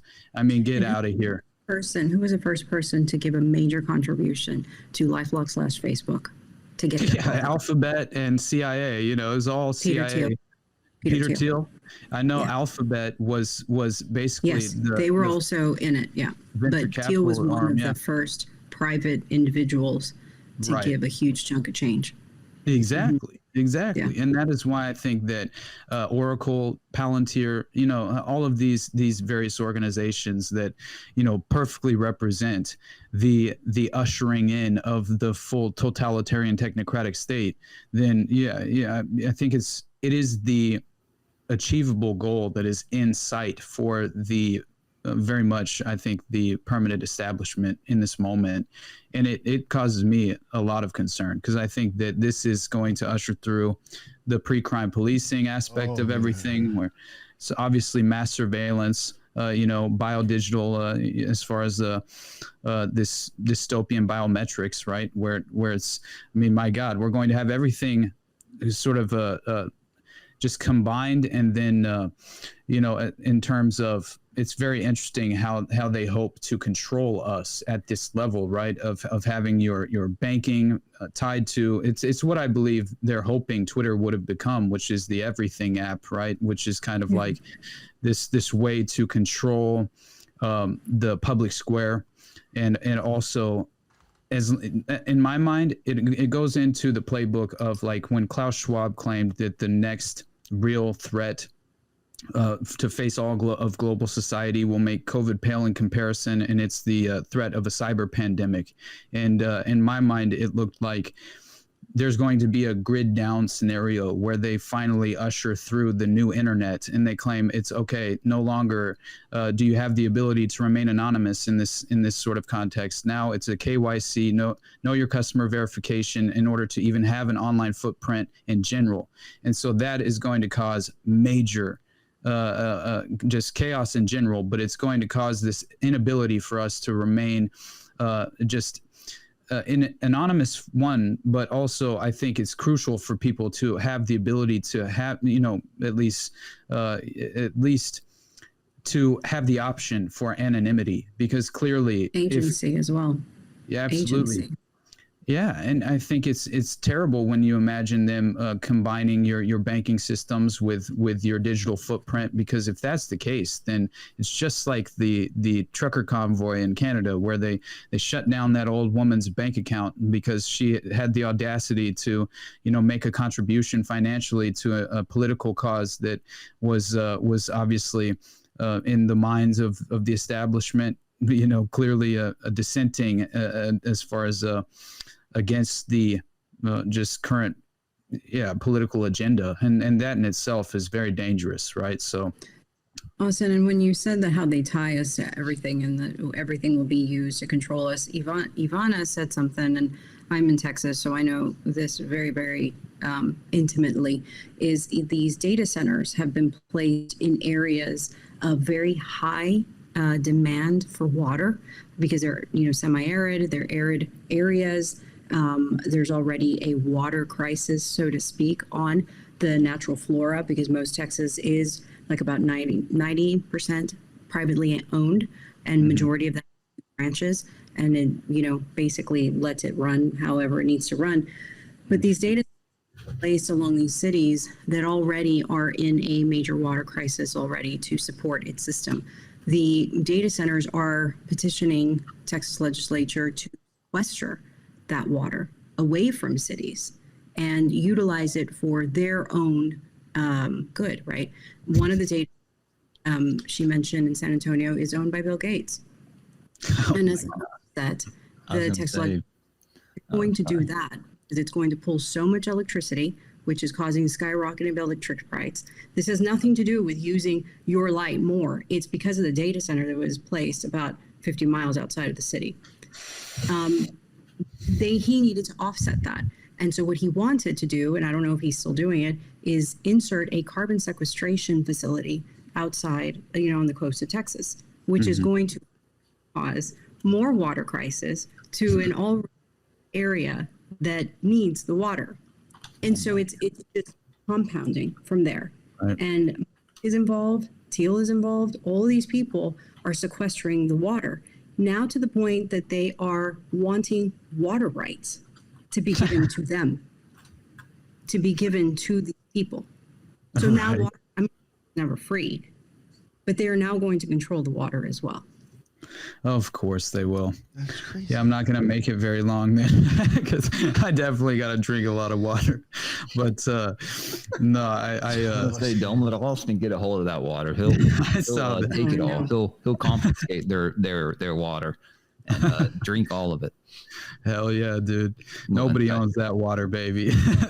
But but yeah, I just think that so much of this is like, in my mind, with these, I think it's really interesting to see how much of it becomes a harnessing of your energy, in terms of just many of these. I think the emotional overreaction is essentially, as I mentioned before, I think it's elicited on by design in order to now this can go into even the occult context of the Son of Sam, right, which essentially is, the ultimate sacrifice, the ultimate evil is to hopefully subconsciously essentially provoke individuals at a large scale to subconsciously engage in an occult ritual, a blood sacrifice, without even knowing it, unbeknownst to them. It's a sort of subconscious engagement in the ritual itself will help with the harnessing of the energy and the power that's necessary to make the ultimate sacrifice, I guess, is what the context was of what they were hoping to kind of, which is why they were committing many of the killings, like outside the Eliphas Club, which is Eliphas Levi, obviously is a direct connection there to it. It was by design that they wanted to evoke that occult context, and I think that, and it happened on right around Valentine's Day, which is another occult holiday. And I think that so often that's not really even a part of what people are kind of like considering paying attention to, unless you're swimming in circles such as us, right? Where you've been kind of overexposed to the patterns to where it's impossible not to connect them and recognize the fact that they exist. But that's where I think that you do have like this, they're attempting to now, clearly, I think through an emotional state of mind, you lose the ability to critically think through things. And that's obviously a major sort of hopeful. I think it's a part of what they hope to achieve within that context, right? And I also think that I mean, even in context, I keep bringing up Minneapolis, but in the aftermath of that, you even had Melania talk about some sort of pre-crime situation as a solution, and she legitimately called for preemptive intervention. And this is so strange because it is interesting. I remember Nancy Reagan played much more of a pivotal role, than people realize, right? And I was just going to say, it was like Nancy Reagan in the 80s all over again. Exactly. Drugs. And you know what? She it's interesting that she tried to get life-saving medical care for Roy Cohn when he was dying of AIDS, which I thought was crazy. And it made a lot of sense because the kosher mafia was directly affiliated. I forget the name of the production company that was directly tied into running Reagan at the time. I forget the name of it now, but at some point we'll talk about that as well, I would have to imagine. But it's crazy because it ties directly into Roy Cohn, his direct affiliation with kind of the power structure, this long-standing human honeypot operation, as far as the strategic playbook that they covertly implement to kind of compromise their political assets. And I mean, you even have in Vegas with that recent cybersecurity expert for Israel who lured that retarded 10-year-old or whatever to commit sexual acts online or something, and then he just escapes accountability and gets flown back to Israel. And it turns out that you have a chief of police who just after all of that takes place, a chief of police in Vegas, he happens to go down for allegedly making false arrests and child pornography, which I thought, okay, now it's possible, or they could have maybe just planted that shit on his hard drive, and all of a sudden that maybe a chief of police who had some integrity and was trying to follow up on certain legitimate evidence was silenced in that moment. I view that occasionally happening as well, right? That's another thing, not to deviate, but off of these people that are, alleged to have committed school shootings, crimes, or anything like that. Oh, that was the fourth thing in common is all their hard drives are scrubbed. Yep. Somehow, miraculously. Mm-hmm. But It's yes, so what you're saying, it could have easily been planted. Who knows? Or he had it. Who knows? Yeah, and I think that when you have, and then also it was a judge, a female judge. She claimed that in Vegas, I had the note somewhere, but either way, it doesn't matter. I remember enough of it. She basically claimed that in Vegas, that she had her child, right, teenage child, was working at a retail store where she claimed there was a child sex trafficking operation that was being utilized through this retail store, and that basically they were targeting the children of politicians, of local politicians and officials in the area, and that was how they would essentially blackmail the authorities in the area, the local authorities, was through this sort of honeypot operation at a retail store. And that this judge comes out with the evidence. She claims her daughter was a part of this, was actually working there for a time, and then she commits suicide, right? The judge, worst case of suicide you've ever seen, right? She basically, it's just insane to witness that all happened right after the cybersecurity expert for Israel gets caught up in Vegas on essentially, child sex charges or pedophilic charges of some kind. I can't remember what they were, except for luring this child, obviously, but still, I think you have that connection. And then I forgot the Melania. Interesting note there is that she basically says, First Lady Melania Trump, she used the shooting in Minneapolis to call for preemptive intervention to identify potential school shooters.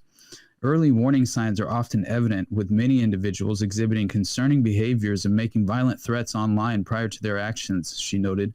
To prevent future tragedies, it is crucial we look into behavioral threat assessments across all levels of society, beginning in our homes, extending through school districts, and of course, social media platforms. Being aware of these warning signs and acting quickly can save lives and make American communities safer. So she instantly is calling for pre-crime policing and surveillance to essentially be introduced into the home. And I think that it's just par for the course. And in the same sort of glowing family backgrounds that connect to all of these various, in my mind, we're far more likely programmed to patsy than programmed to kill in more cases than not.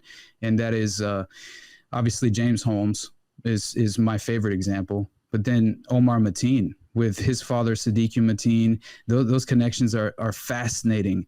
And I had mentioned how obviously Eric Harris and same as Adam Lanza, right? You have this very same sort of playbook that tends to resurface over time. And with Omar, it's so nuts that Omar was working at G4S, right? That security contractor, which was technically Wackenhut, right? Which originally was this paramilitary organization that essentially was tied back to many different scandals, including the Marc Dutroux affair, right? And essentially being responsible for the years of lead at a certain level, and these domestic destabilization tactics of mass shootings and domestic bombings and things of that nature to destabilize the political elements in society and keep the population in a state of fear. And so Wackenhut had a joint contract, a joint venture with the Cabazon Indian Reservation. And so that connects directly into Iran-Contra, Danny Castellero's Octopus, the Promise Software scandal, because apparently, according to Michael Riconosciuto, the Promise Software was provided with that very back door on the Cabazon Indian Reservation, where the CIA was running these esoteric weapons experiments, and that's what they called them, with a rail gun and things of that nature. Wow. Which is just insane. They were flying in illegal Mexican immigrants to test these experiments. Dude, I swear, they were flying them in to cook methamphetamine on the reservation and distribute that shit domestically. Yeah, and this cooks. That's why. Mm-hmm. Yeah. Hey, cartel land. That's what they say. The best cooks. Is that what you said? That's, the CIA. If you don't see a Mexican, the food ain't good. I'm just kidding. Right. Hey, I am telling you, as soon as I saw that fentanyl was coming across the Mexican border, I just thought of cartel land. It was the exact same situation where the CIA had a domestic or clandestine operation set up with utilizing the cartels to help facilitate these drug trafficking operations into the domestic U.S. And it provides plausible deniability for one, but that was another reason why all of these guns in Operation Fast and Furious are just found all over the world, even in the Paris and the Bataclan and the Paris attacks there, right? And it's just crazy that they consistently reveal themselves through utilizing these criminal syndicates and organizations. Yeah, I mean, the only time you see cartels get cracked down on is when they're capping competition. I swear, that's the only reason. 100%. 100%. Yeah, they're controlling the outcome in every way. 100%. They became controlled after they took down Escobar. I was going to say, when they took down Escobar, that's when the Cali cartel that's when they got targeted, right? No, well, from what I understood was that the Cali cartel agreed to help the Northerns take Escobar. Yeah. And they thought, these people think that, well, we'll control them. And it's just a fight. It's just a finish. Like, yeah, that's... When I saw, like, it's just I'm losing my mind when it comes down to these obvious manufactured convenient patsies involved with these ridiculous mass shootings specifically. Because I remember the last time that I came on, I was basically questioning the concept of a serial killer, and I was mentioning at least in a way, I think it's something that I can't really steer away from very often, but I was questioning the concept of a serial killer. I was spotlighting sort of how the urban myth of a snuff film has been very much kind of, conflated with that of the satanic panic, this ridiculous, it's the same as like the pedo panic, as we've been discussing recently, right? Where it's essentially, the pedo panic is basically just the recycled tactic of, oh, you're in a moral hysteria. This is a ridiculous kind of conspiratorial outrage, when in reality, it's just, I think the general public is, at least there is something valuable happening, where there seems to be far more of the average person is willing to admit that, there seems to be a very well insulated class of pedophiles who can pull the strings of modern society in ways that, should be at least acknowledged more than it's not. And I think that's why I get so frustrated every 4 years when people seem to go back to grounds, their baseline, where they forget the past 4 years and act as if it has any real effect going forward. You know what I mean? And so therefore, it's the most important election of our lives, right? Every 4 years, which is just like, my God, calm down. Negative. It feels like this naive, childlike, black hat, white hat, misinterpretation of reality, and it's very upsetting to witness it. But honestly, it's just so I find that the utilization of this, moral hysteria and the claim, right, that obviously this is a moral panic, but in reality, I think it's obviously it's the same moral panic as we saw with serial killers. How you said, where the serial killer captured. Once school shootings came in, serial killers went on retirement. It disappeared. That's legitimately seen, and the flu went into retirement. I was legit about to say that. I was going to say serial killers disappeared at around the same time mass shooters started to surface. And they're Absolutely. I wonder why we're intended to believe this is some grand coincidence, man. It's so. It's not. It's not.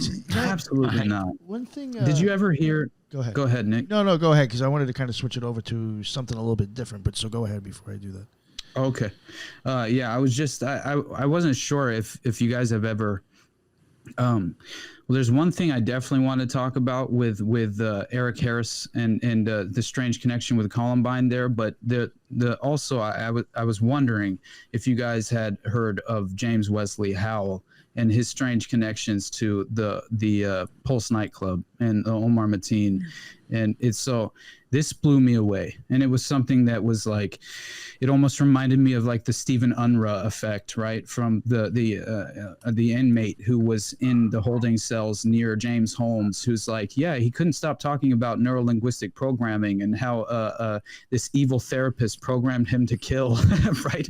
And it's just so nuts to actually hear that happen. And especially when you find out who his therapist was, and that he, along with Adam Lanza, called his therapist the mind rapist, right? And they both referred to their therapist the exact same way, right? And this is very interesting to me because obviously I believe that the therapist, I believe, is the one who sexually abused Adam Lanza, right? And then with James Holmes, he was in therapy specifically with this individual who she glows like the sun to me, and it was just before he drops out, right? And just before he begins to show these radicalized signs, right? And you listen to her.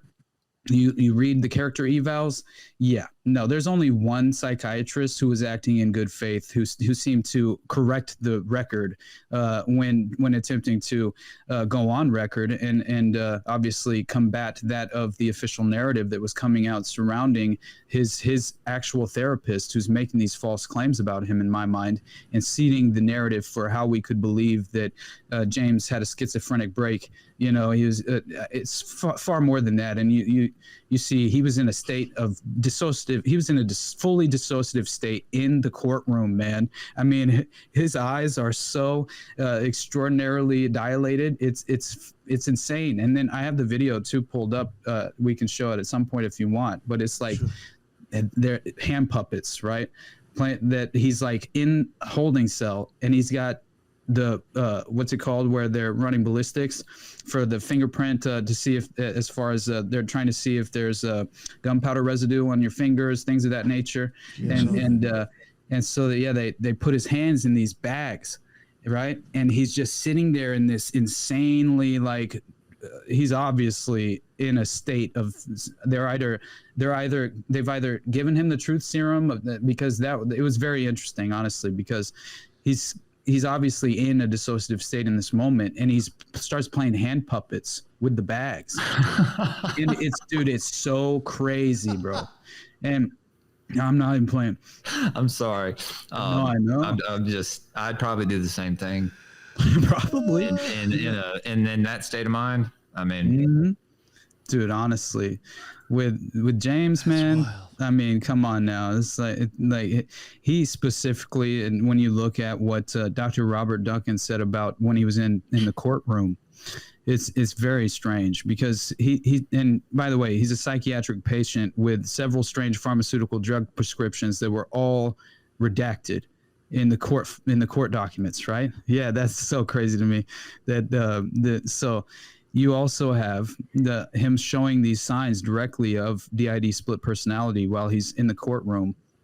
And essentially, they claim that basically during the trial, right? Well, if you look at James Holmes, as far as the health services, where he's a medical student, right, of Anschutz mental health, or psychiatric patient of the medical director of Anschutz Student Mental Health Services, but he's attending Anschutz, right? And he's actually staying on campus when he's getting shit delivered to him, which I thought was insane, that none of that was allegedly red flagged, right? Well, he's literally getting made massive boxes of ammunition, like all of these weapon things of that nature, sent to the actual Anschutz, right? The medical campus where he's staying. And he's a psychiatric patient. Yes, this all happened just before he drops out of his neuroscience. This is just so insane that all of this plays into to James and obviously the lead up to the alleged shooting. But again, so the judge appointed to the Colorado State Public Defender, as far as he appointed a public defender for Holmes' defense. And Holmes' defense attorney stated in a motion that he was, in fact, a psychiatric patient of the medical director of Anschutz Student Mental Health Services prior to the Aurora shooting. So the prosecutor disagreed with that claim. But 4 days after the release of the defense attorney's motion, the judge required this information to be blacked out. So it looks like they wanted to keep that quiet, obviously. And then you have the Aurora police seizing 4 prescription bottles and immunization records when they searched James Holmes' apartment in July of that year, in 2012. And so obviously these disclosures were all heavily redacted, and they claim it was for doctor-patient confidentiality, and they would not reveal what prescription the bottles were for, or whether prosecutors intended to use them as evidence either. And of course they didn't. And so it plays into it. Just, it's so crazy to me that falls into place so perfectly. And then obviously you have him looking dazed and confused in this dissociative state in the courtroom itself. And it seems as if he was diagnosed with split personality, right? And then you have the Colorado judge decide that he wants to administer a truth serum to James, right? Which is unprecedented. This is completely against the Fifth Amendment rights, clearly, and violates your Fifth Amendment rights at every level. So you have state psychiatrists who were willing to subject him to drugs that will help him remember his state of mind at the time of the shootings, which I instantly think of Sirhan, obviously, because they put him through a hypnotic trance. The defense and the prosecution the fact that he was so suggestible just boggles my mind as well, right? And it goes to show that I think he definitely was in range mode, seeing targets in front of his eyes in the pantry of the ambassador that night when Thane Eugene Cesar shot RFK at point blank range. You know, it's like we know at this point who was involved with that, but James claims he was being surveilled by the FBI, obviously leading up to this. It's another reason why he said he paused before he went back into the theater, because he said he was hoping the FBI, the agents who had been surveilling him, would stop him from going through with the mission. And he continued to call it the mission. And he said that he had to go through with the mission or he would self-destruct. It was as if... You know who also used the word mission, just really quickly? Whenever mentioning Elon's girlfriend, what's her name? The one that's the artist, whatever, skinny girl. Oh, yeah. Anyway, I just tell him I'll never interrupt the mission, that I still believe in the mission and the mission and the mission. Anyway, you're talking about Grimes. Grimes, thank you. Yeah. Sorry. I know it was, as far as when I read through his own, like he had his journal, which reminded me very much of Sirhan's journal, because it to me was, you're reinforcing your programming in a hypnotic trance. You're in a hypno-programmed state of mind, and you're writing RFK must die, RFK must be killed, RFK must be assassinated. You're not, like, that is it to me. He doesn't have any recollection of ever writing anything in this journal. It's just insane. And they had symbols in that journal too, very much seemed to resemble that of so he's working at that local racetrack. That local racetrack was ran by the mob at the time, and people don't realize that clearly there was an active alliance between the CIA and utilizing organized crime hitmen to effectively commit political assassinations, targeted assassinations, things of that nature. And that's why Thane Eugene Cesar was working for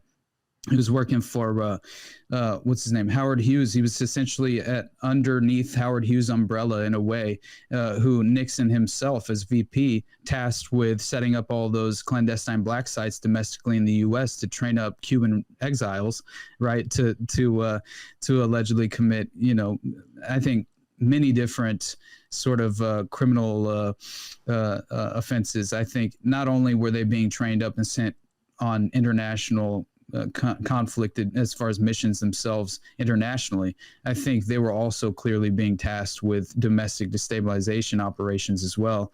And that definitely goes to show with you remember the Hand of Death cult and Henry Lee Lucas, right? I mean, he's my favorite example of the Dr. Thomas Narut, that individual who he really put it the best way in my mind, as far as this very long-standing operational, entrenched operationally, as far as this network and how it functions.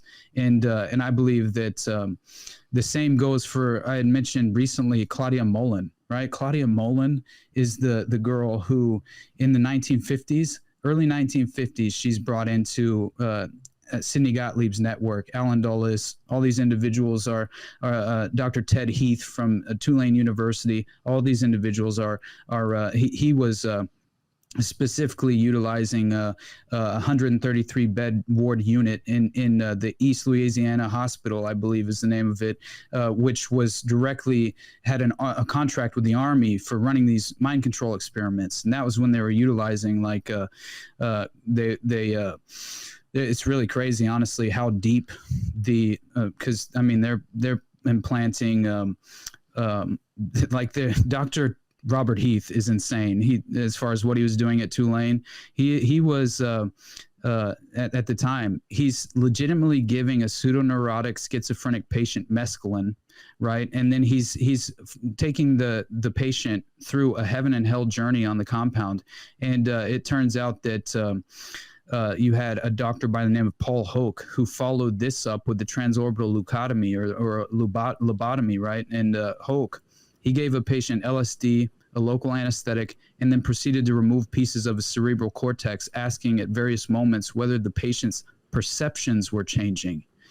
And I think that just goes to show, obviously, that when you have Dr. Robert Heath from Tulane, as early as 1955, giving patients LSD while he had electrodes implanted deep inside their brains, that's what was effectively, being conducted at this moment when you have a Claudia Mullen brought into the fold. And this is where things take a strange turn, obviously, even worse as far as potentially utilizing. And it's interesting because it seems like it was even a CIA sub-project at one point. And they claim that Richard Helms was tasked with, if you recall, during the committee hearings, right? Church Committee, Warren Commission, during those committee hearings, you had thousands and thousands of documents prior to the hearings being held, destroyed within the CIA internally the order was given directly by Richard Helms. Now, what documents do you think were prioritized in the destruction of those files? It was definitely pertaining to utilizing child prostitutes in human honeypot operations. In my mind, that's what they would have to focus on. Get rid of those documents first. We can never let that see the light, obviously, right? And then also, how are you going to compromise the individuals who are running the hearings? Right? Because you can't actually have true and full transparency. We can't allow for that to take place, right? We need to control the disclosure, right? And that's exactly what they did. And so I believe that you had Frank Church, who was sexually blackmailed by Claudia Mullen by design. And this has all been revealed now as far as if you're imagining Frank Church is clearly involved as the head of the church committee hearings, who's apparently bringing transparency to the CIA and to the public regarding the CIA and these domestic covert operations. And in reality, he was already fully compromised by a child prostitution operation ran by Alan Dulles and Dr. Sidney Gottlieb. And this all traces back to David Ferry's time hanging around Tulane with his little boys from the Civil Air Patrol, who he's obviously hypnotizing and sexually assaulting, and taking them to Cuba to like on operations, which I thought was insane. And I think Louisiana, there's much more of a Louisiana connection to many of these things that people are overlooking. I agree. Lot of them links to different things we're talking about today, things other people have talked about. I think there's a lot of connections in Louisiana that not a lot of people are missing. One thing, but now that I have the mic, one thing I wanted to say is that when you were talking about some of these truth serums that are used on some of these people and how these people are basically induced this like split personality or schizophrenia induction or what have you. And Nick and I have talked at length about this, about schizophrenia and breaking, and Stanford's done a lot of investigations into this. One of the things that I kind of wanted to insert into this episode is that the cocktail that's used, I think it's GHB, let me see, because that's why I was looking at my phone. It's GHB, GHB, alcohol, amphetamine. That cocktail, it seems, minor, right, on the surface. It seems very benign on the surface. But when you start looking at that specific cocktail and you keep finding it in all of these SFK who have been found in water, when you look at the same cocktail that was found in the kid in California who was the whistleblower for OpenAI, when you look at these mass shooters that they do some sort of secondary autopsy, and it is a cocktail that's also used, it's also found in them, it starts to kind of form a pattern. Absolutely. I think that when I did the psychopath machine, I thought that I really didn't have much of like an understanding of potentially what substances were relied upon, and then also which ones were kind of they sort of weeded out the more just inefficient substances and pharmaceutical agents that they were attempting to utilize, just based on efficiency, I think, and it was strange to me though, because this came up and in that specific context in the psychopath machine, which was about this facility in Canada called the Oak Ridge facility. And the Oak Ridge facility it's really nuts. It was open in 1933, and it was designated under the Mental Hospitals Act, but it seemed as if, this was directly affiliated with the Montreal experiments, and they were utilizing these kind of criminal institutions and like these psychological mental wards, basically, that they were kind of utilizing as an avenue to utilize test subjects, right? That didn't have any real just defense mechanism in place because they were institutionalized, obviously. And but yeah, you had an example is doctors tortured patients at Oak Ridge, at this maximum security mental health facility in Ontario. They were tortured by medical doctors over a 17-year period in unethical and degrading human experiments, and this was all ruled by a judge in a lawsuit in 2017. And I couldn't believe that it all sort of like was coming out in terms of the techniques on the patients between 66 to 83 specifically, included solitary confinement as treatment and as punishment, administration of hallucinogens, delirium-producing drugs, including LSD, and brainwashing methods developed by the CIA, of course. And this is all in a court sort of judge ruling, which I found interesting as hell. But it goes further than that, because it seems like Oak Ridge doctors were utilizing this very radical version of therapy, which was seemingly the reason why they call it the psychopath machine, is because basically what they realized is that, yes, they could sort of create a psychopath from out of whole cloth, right? Out from a basic individual who didn't show those characteristics whatsoever prior to the experimentation. But they also found that it was far more efficient to just target individuals in the general public who show signs and characteristics that would be very valuable in this context, right? And then help kind of escalate those primal, right, sort of emotional over what's the emotional characteristics that are over, it seemed like they're being overrepresented in these specific right examples of these psychopathic individuals. And yeah, I think one of the public school avenues of that is the gifted program, obviously, where they would find out which individuals would be of utmost kind of operational value. And it was another way, like Barry Seal, I think he got noticed because he had all these various qualities. He had like a photographic memory, things of that nature. These are the qualities that they look for in an individual to then kind of bring them into the fold and see how they could become a useful asset in terms of the intelligence apparatus but in the context of the psychopath machine, they were using LSD, of course, but then they're utilizing these various brainwashing techniques. And it turns out that there are 3 programs: the DDT, Defense Disruptive Therapy, the Motivation Attitude Participation Program, which is the MAP program. Then you had the Total Encounter Capsule program. This is very strange.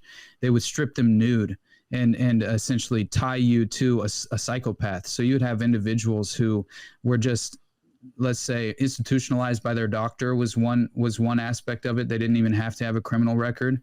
Another was, because this was a hospital for the criminally insane. And so you had individuals who are committing insane, like, let's say, pedophilic murder, right? There's one example of that, right, where you have an individual who is legitimately, raped and killed a child, right? And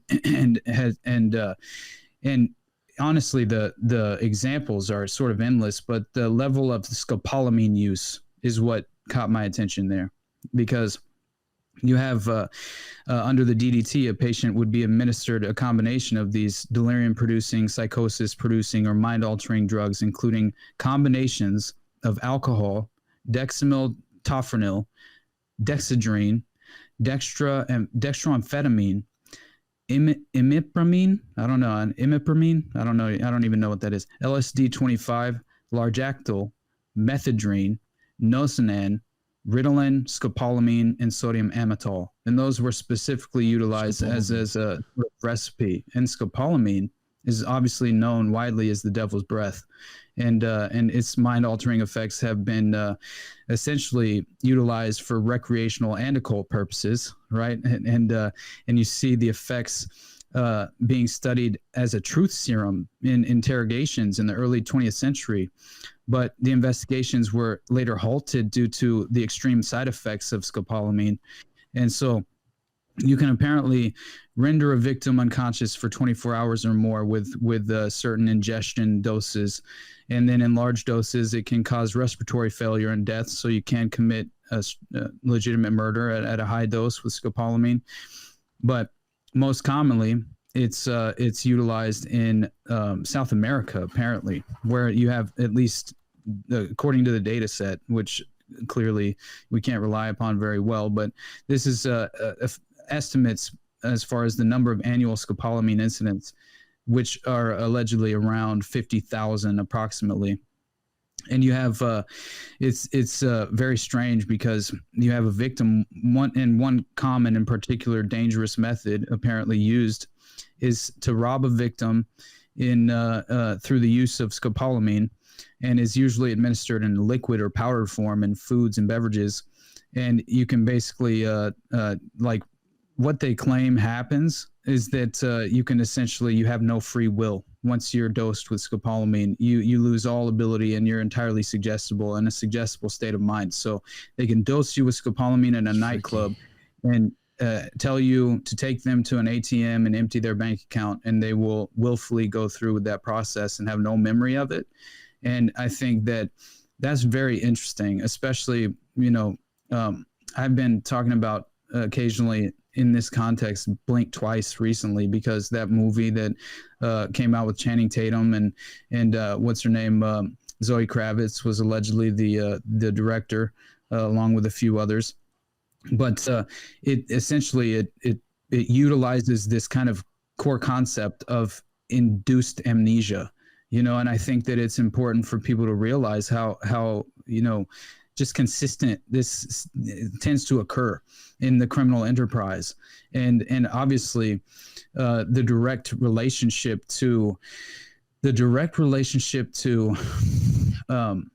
Epstein, right, I think is major as far as the plot line itself of Blink Twice. Channing Tatum, this billionaire tech mogul, all right, he has his own private island, and he sort of seduces these individuals to come with him back to the private island, and essentially just engage in this debauchery and this just sort of degenerate lifestyle of waking up every morning and just partying by the pool all day long, and then eating this glorious meal, and then ingesting this strange pharmaceutical psychedelic compound. I believe MDMA was involved at a level as well, and then losing memory throughout the course of the night, right? And it seemed like it was very interesting because you would only get sort of these fractured, short clips of what potentially happened, right? And the night before. And then the main character, the female who was lured to the island, would wake up with mud under her nails and not have any sort of recollection as to why. And so I found it interesting, though, because this is obviously a memory-altering drug that was being utilized in the plot line, and it's this definitely it's pharmacological behavior modification, right? The eraser of trauma in order to utilize this sort of I think it's a way to obviously facilitate the abuse and a way to remain unaccountable, obviously, because if you can fracture off the mind into not having a memory of the endured abuse, then I think it definitely it's in the scope of the overall criminal enterprise. It clearly applies in a very well. And so, but this is clearly a memory-altering drug derived from a flower that's native to the island, right? And it's interesting because there are basically, it sort of allows for even, I remember this moment in the film where essentially there's one of her best friend that came to the island with her just goes missing one night, right? And no one knew where she was, and they're all hanging out by the pool, and then she, for some reason, it's kind of triggered in her mind, and she remembers her friend, and she says, "Where is she?" Right? Where's her name? And I can't remember her name. And basically, the other girls around her look at her completely seriously and ask her who that is, as if they've never met the girl, right? And they don't have any recollection of ever meeting her, don't remember her ever even being on the island. And that's like the moment in the film where like I turned to my wife and I was just like, what the fuck, right? Because instantly you have that sort of evoked reaction, which is just, I think, a part of it. It was very much, I think, valuable as far as just introducing this concept to the general public alone of how you would utilize an agent, a pharmaceutical agent, to induce amnesia in a subject that's being sexually abused. Right. And that alone, it was through a perfume that they were applying each day and during the morning that they would obviously utilize this flower native to the island that would cause the induced amnesia. And then what was it that brought them out of that trance? It was snake venom.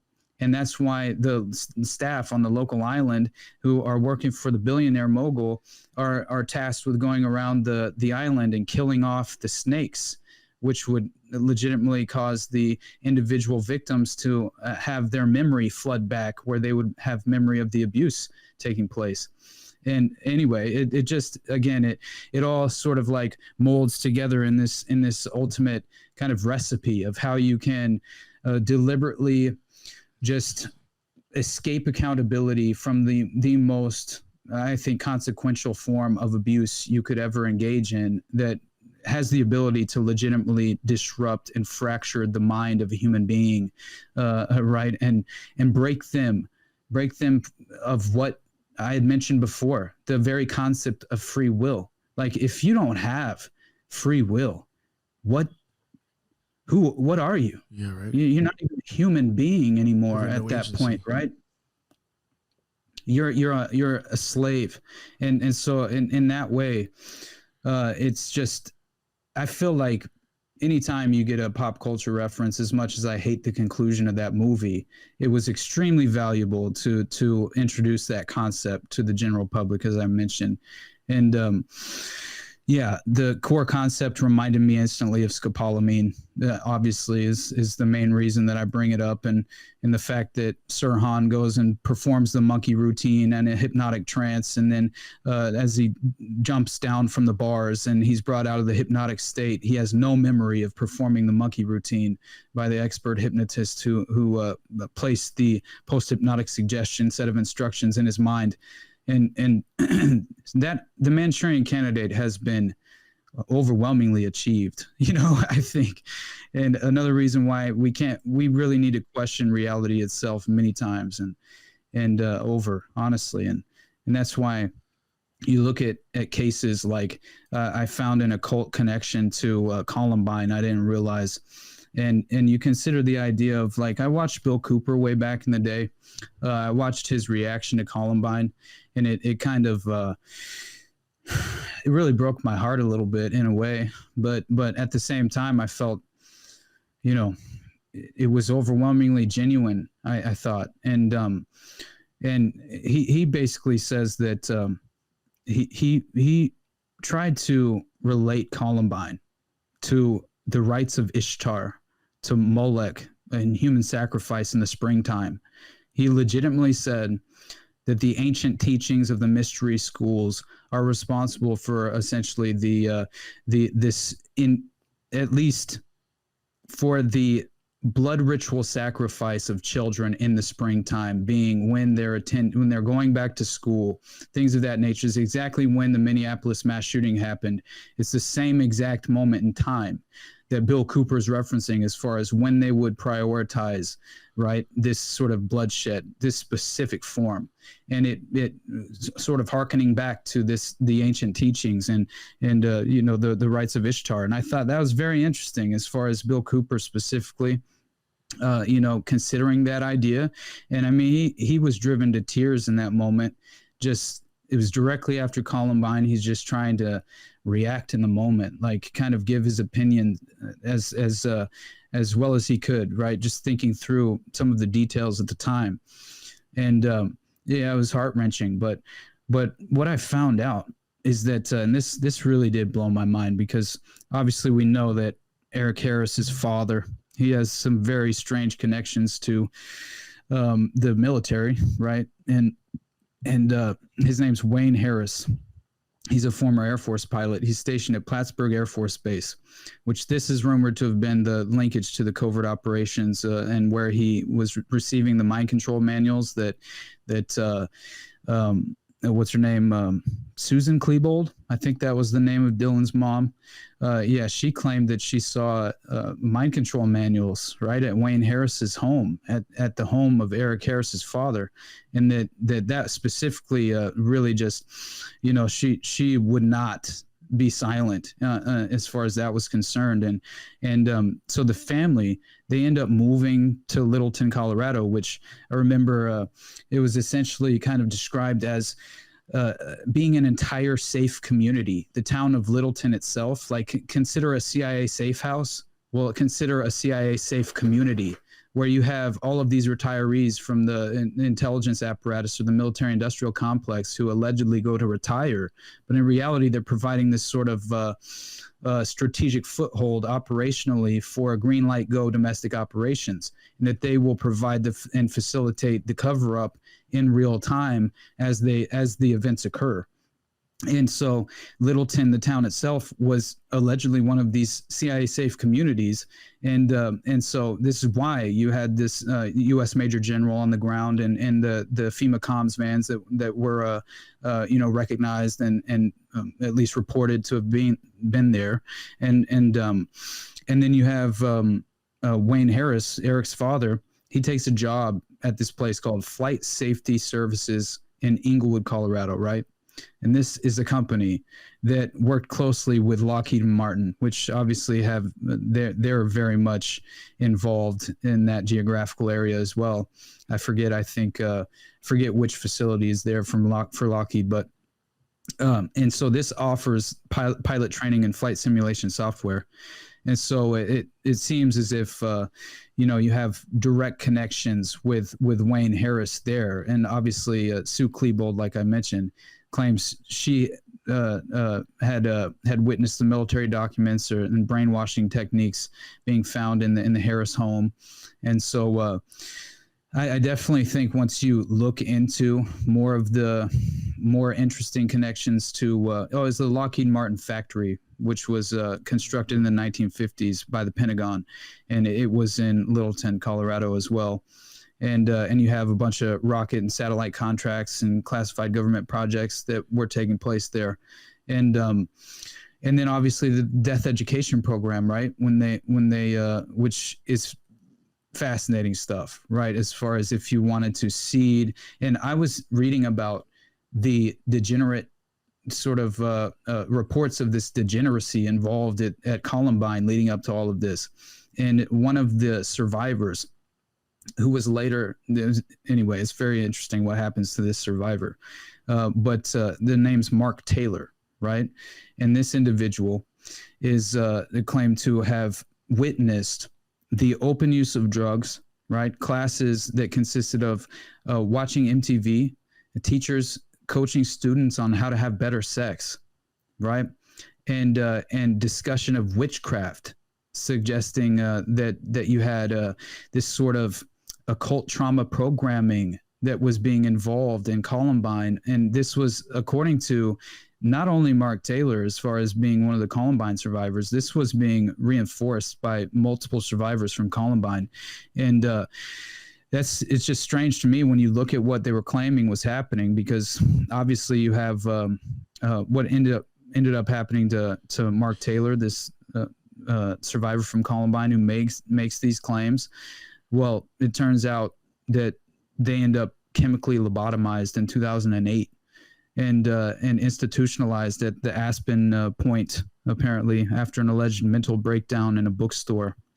So it looks like, just like all of these other cases, there was a fundamental cover-up in the works, and you had assets or just legitimate victim witnesses and things of that nature who were being silenced, right? And it would go to, it would, at the very least, it would reinforce the sort of death education program that was being fundamentally embraced at the school as well.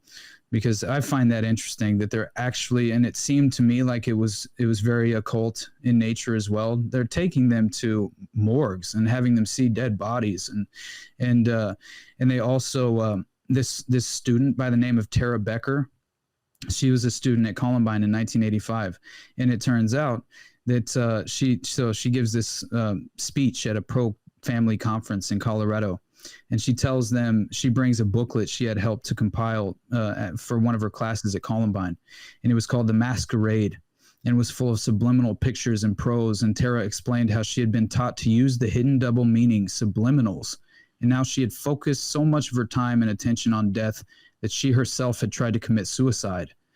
And then you had Tara's testimony, right, was sort of distributed, you know, and you had this 2020, right, was scheduled where they decided to do a segment on death education specifically, which aired at Columbine High School in 1990. And that alone is very strange, right? Just before Columbine would effectively take place a few years later. And so Tara explained that the subject of death was integrated into many of the courses at her high school. She said that death was made to look glamorous, that living was hard, and the reincarnation would solve their problems. Students were told that they would always return to a much better life form. They would return to the oversoul and become like God. After one of the students at her school committed suicide, they decided to have a suicide talking day. And allegedly all the classes were forced to talk about death. And so class assignments were for students to write their own obituaries and suicide notes. And so they were told to trust their own judgment in choosing whether to live or die. I mean, that sounds like you're legitimately this is mind control programming at a very, and they're also implementing these very interesting concepts surrounding death. Right. And I think that matters with all of this, because they sort of immortalize, you know, these acts of violence in a certain way. And that's why him claiming Valhalla, right, Kash Patel, it makes me, I mean, it very much goes back to some of these ancient beliefs of where, you know, it's a sort of glory on the battlefield, right? This is where you achieve immortality, and I think that so much of the violence itself is romanticized in that context, and I think it's outside of the, just our ability to sort of conceptualize and comprehend in modern time, because we're so just far distanced from the real just ultimate consequences. I mean, if more of the general public had, let's just say, had a more direct relationship with their mortality, then, you know, you might have a sort of different conceptual outcome, you know. But anyway, it's nuts to me that they were attempting to have them write their own obituaries and suicide notes, right? And suicide as a means of solving some of their problems. It's just very strange. And one of them being, she says she also wanted to die to help relieve the planet of overpopulation. This was a part of something I thought, all right, cool. So climate change and the overpopulation myth is how they could weave that into the conscious mind as well of a young child who's glorifying death in a certain way. But yeah. Well, this has come, I mean, you know, this has kind of become part of society, especially I think up in Canada. You know, if you're upset or you're kind of feeling down, you know, they have these pods you can just go and kill yourself in. Right. Did you see that one that was allegedly illegal? It was like they had one of the suicide pods like out in the woods and it was just found, and they claimed that they illegally killed themselves in a suicide pod. I just thought it was hilarious. Like, man, I don't think suicide should be illegal. I think it's ridiculous, but I think suicide's also ridiculous. So that's just my personal opinion. But they had that, I think that forest out in Japan, maybe, where all those folks go to kill themselves, but it's like a respected place where death is welcomed. Yeah, it's almost it's like you go there, you know that you're going there and you're not leaving, right? Yeah. Until you have people like Logan Paul's dumbass go and laugh at dead bodies and exploit, people's culture. I forgot he did that shit. That was like his original introduction onto the scene, huh? That could have been a ritual in itself, dude. I don't know. That guy's he may be compromised. Oh, I would imagine if you're making that much money and you've had that much success, it's hard not to imagine. But I mean, honestly, there's let me show you that actual interrogation of the puppets. That was so crazy. I'll show you guys that video real quick. This is when Radix came on, right? Radix Verum, and she put together the video for us that day, and it's so crazy. But puppets.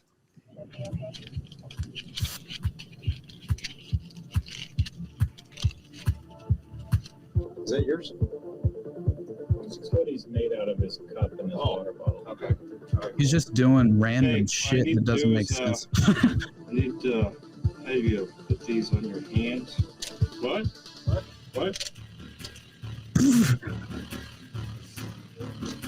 All in.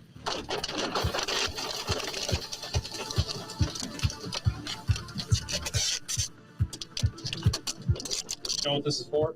It's what I'm asking. Huh? What do you think it's for? Popcorn. For popcorn? Popcorn. Could be used for popcorn. But not right now. Dude's tripping, bro. Yep.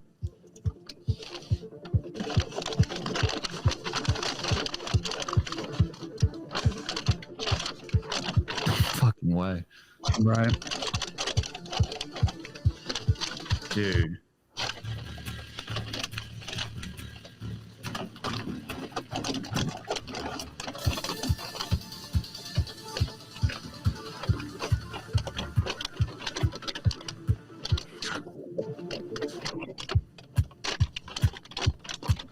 Dude, it's so strange, right? Dude, yeah. He's focused. Mm-hmm.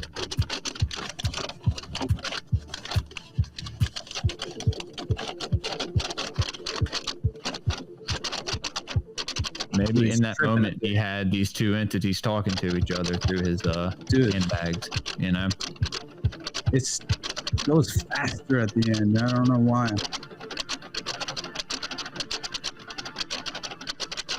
What the It's a trip, right? Yeah, that's bugged out. Yeah, man. That's You know, strange behavior. One thing that I was going to say is that so James Holmes had booby trapped his apartment, correct? Yeah. And he With the bombs. bomb. They But looked like straight out of Mario Kart, right? I just thought it was funny. Didn't get to fulfill their entire plan. They were also supposed to detonate a bomb, correct? Yeah. Oh, yeah. That was that Columbine. Yeah, definitely. It was there's in the always lunchroom, right? Bombing. Yeah, How those do two you- propane tanks didn't go off. exactly. And so it's kind of like, I don't know, the MO, the same. It's like the same MO.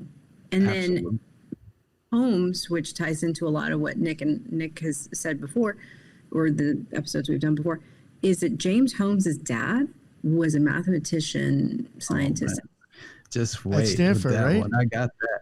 I got that connection. Doesn't And this- connects to the LIBOR scandal, by the way, with Adam Lanza's father, who were both set to testify for the LIBOR scandal, right? Which is a major international rigging of the international finance rate, which is so Yes. fascinating, right? Yes. That even happened. But Yes. but yeah, and this is all happening in 2012 too. That they're set to testify just before both their children are green light go in a mass shooting program to Patsy scenario, and all of a sudden they're not going to testify any longer. I don't think these kids meant to do what they did. I think they were hijacked. Man, because- James said Something, and Right. now their kids are taken. I mean, what do cartels do, right? They attack the family. absolutely. That was the one thing that what the mafia never did, right? They never attacked family. It was always whatever. Cartels was like, it's all fair game. Yeah, And, that's so interesting. and I then think- now you've basically taken the children of these two men that would have brought down so much. And sacrifice them. Thinkable. Mhm. It's Yeah. like taking your firstborn and slaying him on the altar. That is the altar of the imperial war machine, right? At a certain level. Yeah. It's what Abraham never could do. Honestly, I mean, that is a great way to put it. And his neuroscience DARPA connections are ridiculous alone. But one of my the most interesting parts about the therapist I found so crazy, because it connects directly to Adam Lanza, and you have clearly, it seems like he was and he says himself, right, if I told them, then I would be locked up and could not carry out the mission. I had to complete it in order to not suicide. That's what he says. Quote, Whoa. Mr. Holmes explained that the mind rapist was the psychiatrist, right? He had to fulfill his programming or the kill switch will be triggered. So coincidentally, James Holmes, he's not the only mass shooter to refer to his therapist as the mind rapist. The other happened to be Adam Lanza. And so according to Peter Langman, an expert on the psychology of school shooters and other perpetrators of mass violence, in Lanza's view, growing up in a culture and learning how to function socially is a process of raping innocent minds, he stated. The entire philosophy behind education, the brutal indoctrination of pristine minds so as to propagate some delusional system of cultural values. He referred to, quote, children who've been mind-fucked by culture rapists, viewing the imposition of culture into children as a form of rape. He liked to take the word therapist and break it into the rapist. Now, Adam Lanza's therapist was actually raping him, so I think that's a little bit different as far as the connection there.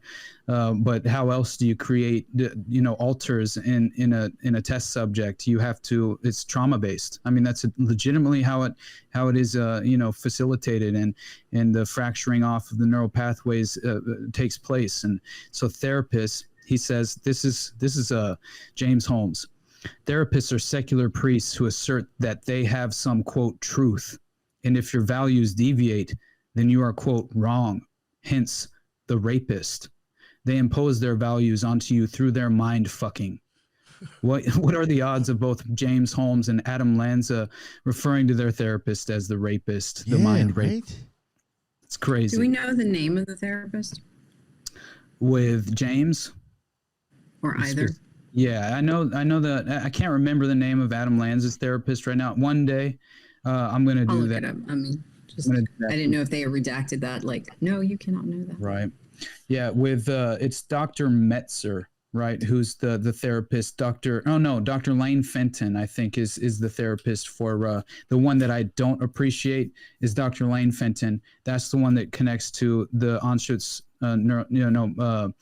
Anschutz Medical Campus and was the director of and was the psychiatrist there, who was apparently James Holmes' therapist leading up to the event and his dropping out. And apparently they even offered to give him free therapy after he dropped out and no longer was allowed to receive the therapy based on his insurance policy and just being a medical student there. They offered to continue to be his therapist, which I thought was strange. And then she comes out and kind of like she toes the establishment line and provides the official narrative, which is all just completely blown up when you read the psychological evaluation presented by Dr. Metzer. So that one specifically is the one of value. And I think it counteracts the falsehoods in the original Dr. Lynn Fenton's original claims, which I think were all entirely contrived in order to create this false narrative surrounding the event itself.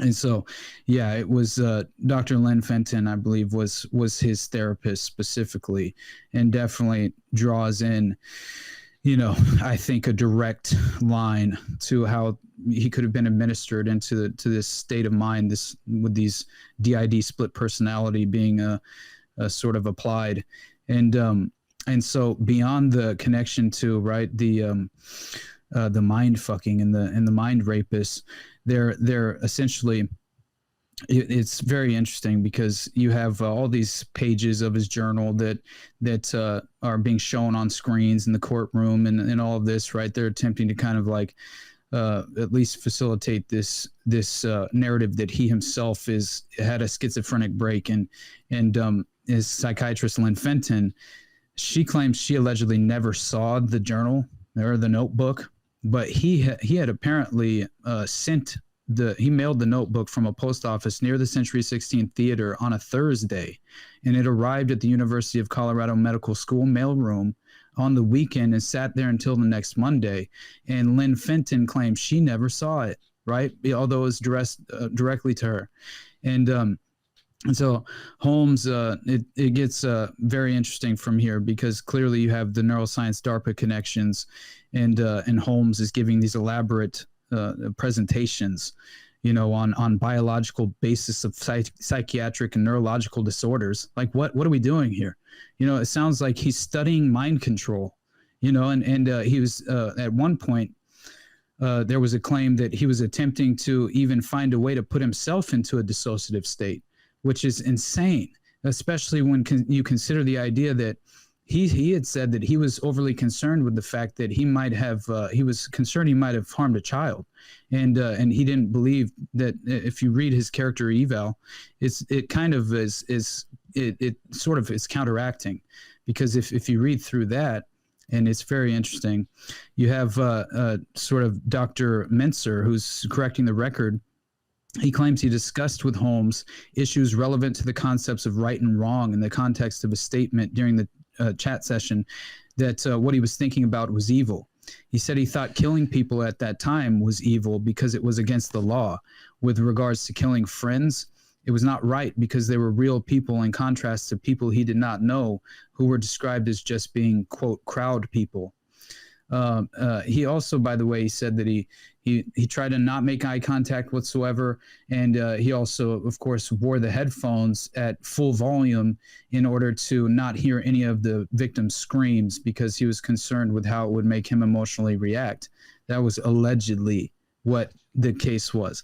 And so, again, he's claiming that he thought killing people was wrong, obviously, because it was against the law. He didn't want to kill anyone he knew. And then he stated that children were worth more than other people because they have the rest of their life to live.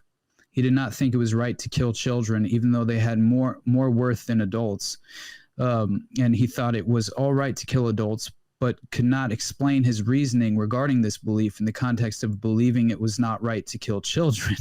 So when asked why he had not previously killed people, since it would have increased his worth based on this conceptualization, he replied, because of fear of consequences, jail, prison, death penalty. Then he's asked what changed that led to his killing many people. And he stated that I lost the fear while I was in treatment with Fenton. All right. So there you go. While I was in treatment with Dr. Lynn Fenton, he lost the fear. Although Mr. Holmes had difficulty providing an accurate timeline, it was clear that he had lost the fear by at least early May 2012, which coincided with the period of time when he was experiencing what he called dysphoric mania.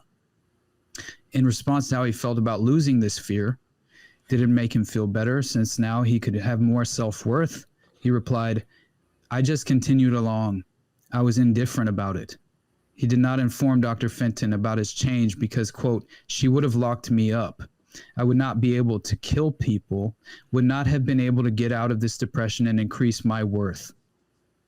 It's a very strange, right, tie-in, and he claims he had difficulties answering the questions, right, from specifically this psychiatrist. What was that doctor's name again? Dr. Lynn Fenton. Okay. Yeah. Like fentanyl, yeah. Yeah. I was gonna say that's odd. Well, because it was something in his little, because I did it like as you're talking, I'm looking. He claimed that he sought out somebody to talk to because he claimed that he was scared of the nail ghosts. Oh, I know, right? That were so right. It's peripheral. Ghosts nailing into the walls. That was when he was young too. Yeah, and so his provider or social worker suggested this woman. Yeah, exactly. He was already in therapy with this woman at a very young age. Yeah, and so I find it very interesting that obviously he loses the fear while he's working with Dr. Fenton right just before, the events would be carried out. And and Holmes, man, I mean, it's very interesting because he's considered to be at the top of his class. I mean, he's so, like, if you look at even the reports coming from individuals like the chancellor, right, who gave the chancellor for UC Riverside, which he attended at for a certain point in time, where he was the top of the top of his class, according to the chancellor, and so he even claims, I believe, that he really distinguished himself at this point, right? That Holmes graduated the top 1% of his class with a 3.949 GPA, and then he was described in UCR letters as a very effective group leader and a person who, quote, takes an active role in his education and brings a great amount of intellectual and emotional maturity into the classroom. So not at all does it seem like this guy is out of control in some sort of way where he's fracturing in his own mind at such a level where he would be, at least outwardly showing signs. I mean, that's not at all the case in terms of his academic background, and as far as anyone that seems to be a legitimate reference source, right? And then you see the tales of the NLP and the neuro-linguistic programming connections, and you have James Holmes linked to DARPA, the Salk Institute, and the DoD, where obviously Holmes, he has a past association with government-funded research projects, and so Holmes was one of 6 recipients of a National Institute of Health Neuroscience training grant at the University of Colorado Anschutz Medical Campus in Denver. So Holmes is a graduate of UC Riverside, right? And he gets his Bachelor of Science degree in neuroscience. So he drops out of the PhD neuroscience program at Anschutz in June, just before he commits the Century 16 movie theater shooting. And so he gives a presentation at Anschutz campus in May on the microDNA biomarkers in a class called Biological Basis of Psychiatric and Neurological Disorders, as I mentioned. Now, Holmes had, he apparently there are reports of an accomplice in the theater, right? And so they're discounted by Aurora police, but not at all if you listen to the actual call, as far as the police scanner. It's very strange. And then also there's there's a brief, hold on, let me pull it, because it's actually worthwhile. And I don't know how many people have really witnessed this video, but I'm telling you, it's like, this is hard not to just imagine as being the case, as far as the recesses in the background of the behind the actual theater screens. They have this major recess behind where legitimately you could have operatives who could launch smoke bombs from behind the actual viewing screen, which I found interesting and definitely worthwhile, because people were claiming that essentially that happened, and it was strategically timed at a moment in the movie where it's like 20 minutes in and there's a gun battle taking place, and there's all of these sounds of gunfire, and that there's like explosive devices going off. And so people were there was a brief window of time when the shooting began where people were concerned. They didn't know whether this was, and some of them even believed that it was like the theater itself were doing a special event because it was the Dark Knight theater premiere, and that they actually were throwing smoke bombs into the theater by design. They thought that that this was happening because they wanted to make the film more realistic, which I thought was hilarious that you had people actually under that impression. But and this was the film with Heath Ledger in it, right? This one was The Dark Knight Rises, I think, right? Because it was 2012, I think. So I think that it was actually the one with Bane, right? Okay, all right. Yeah. But Christian either way, Bale, well, I'm pretty sure was that the movie where he thanked Satan on stage? Ooh, I don't remember for his award. I don't remember now, but I definitely Nick, you know remember. what I'm talking about? No, actually, holy shit. Christian Bale's at like the Golden Globes No, or I the didn't know he Oscars, did and that. he's like, Wow. I want to thank Satan, my Lord and Savior Satan. It's like, whoa, what the fuck, you know? I did not realize that. Fuck that.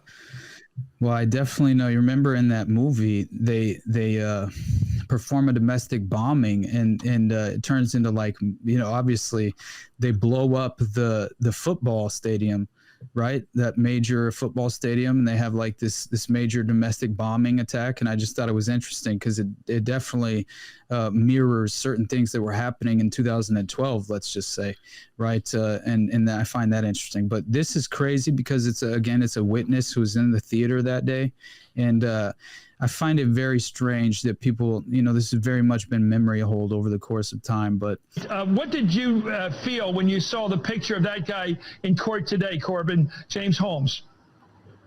Honestly, as soon as I was watching the trial on CNN today, I felt completely numb. I felt no emotion whatsoever when I was looking at the face of the gunman. Did he look dangerous to you? Did he remind you of what you saw in the theater? Honestly, looking at his face right now, no, he looked like an average person that you would see probably at a mall or at anywhere common. You would not put two and two together if you saw that person and if you were there that night. You would never know. Okay, compare him to what you saw, the gentleman you saw, or the two gentlemen, whatever you saw. Compare him to what you saw in the theater the night that that everything went horribly. The night in the theater, as soon as the door swung open and the person dressed all in black walked into the theater, this person had a stroll like he knew what was going on, like he knew what was supposed to happen, like it was supposed to be a walk in the park, and that he was going to have a good time. That's what it looked like. Is there any way you can connect the two? Could you identify him as that guy, the one who killed all of the 12 people and injured or wounded so many others, dozens of others? I couldn't have identified him because the gunman was dressed all in black. You could not see anything. The only thing that was available to see was only his eyes.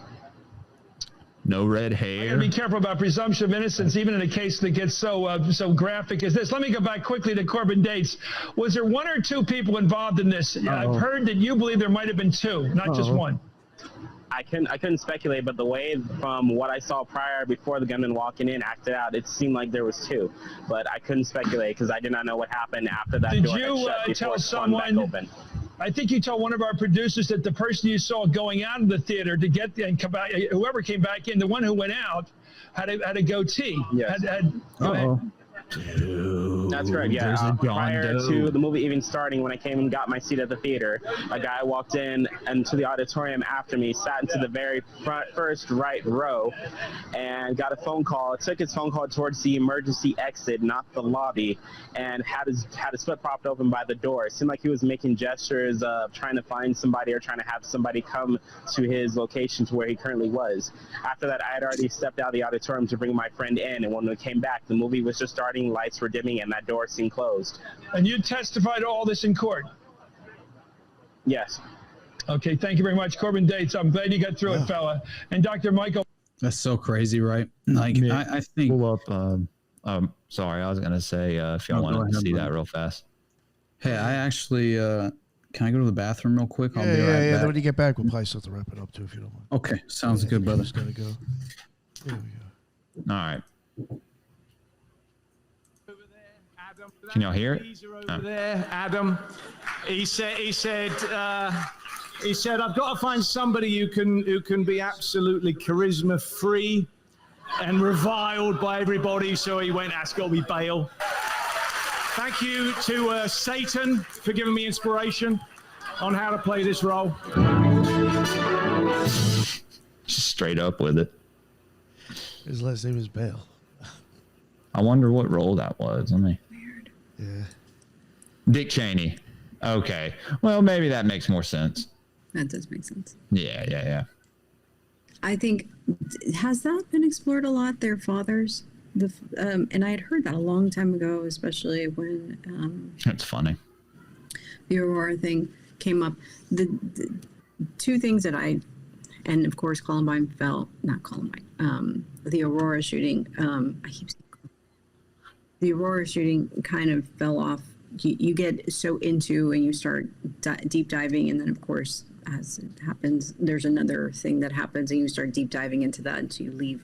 Nick knows this very intimately with me, is that I'll leave these projects open, right? Like 30 some pages in, and I'm like, I have this great topic. It's like 35 pages worth. And I was like, wait, I don't feel like I'm finished. And so let me go and It's like literally all I start have to do is just put it in order. topic And it's done. and another 35 pages. And it was like, no, but I'm not done. So yeah, so like I'm running out of like Google Drive memory.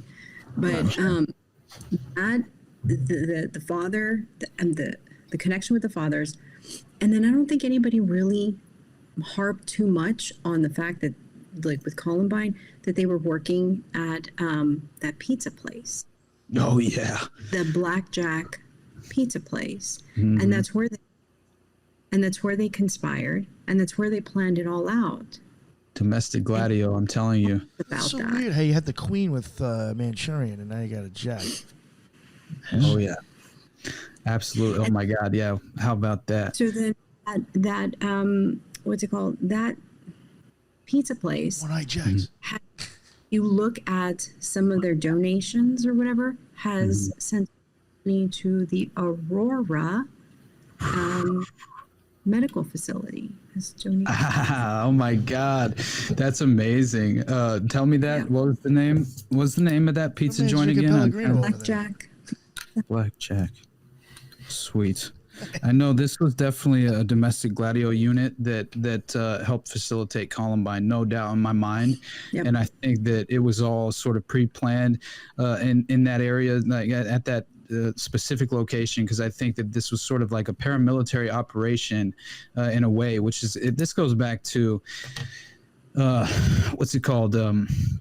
I always forget the first part of the actual name of the book, but it's called From Psyop to Mind War, The Psychology of Victory, right? By co-authored not only by Major General Paul Vallely, but also, who was the co-author? Lieutenant Colonel Military Intelligence Michael Aquino, PSYOP Research and Analysis Team Leader.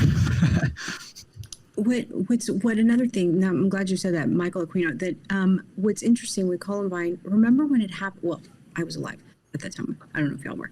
Y'all were? I don't know. No. So, Well, maybe I was alive. I was a little kid.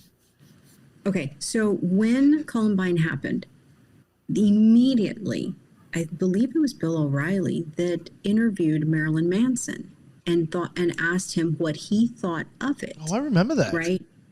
And he gives this like obviously off the wall cuff type response, typical of his character, right? Right.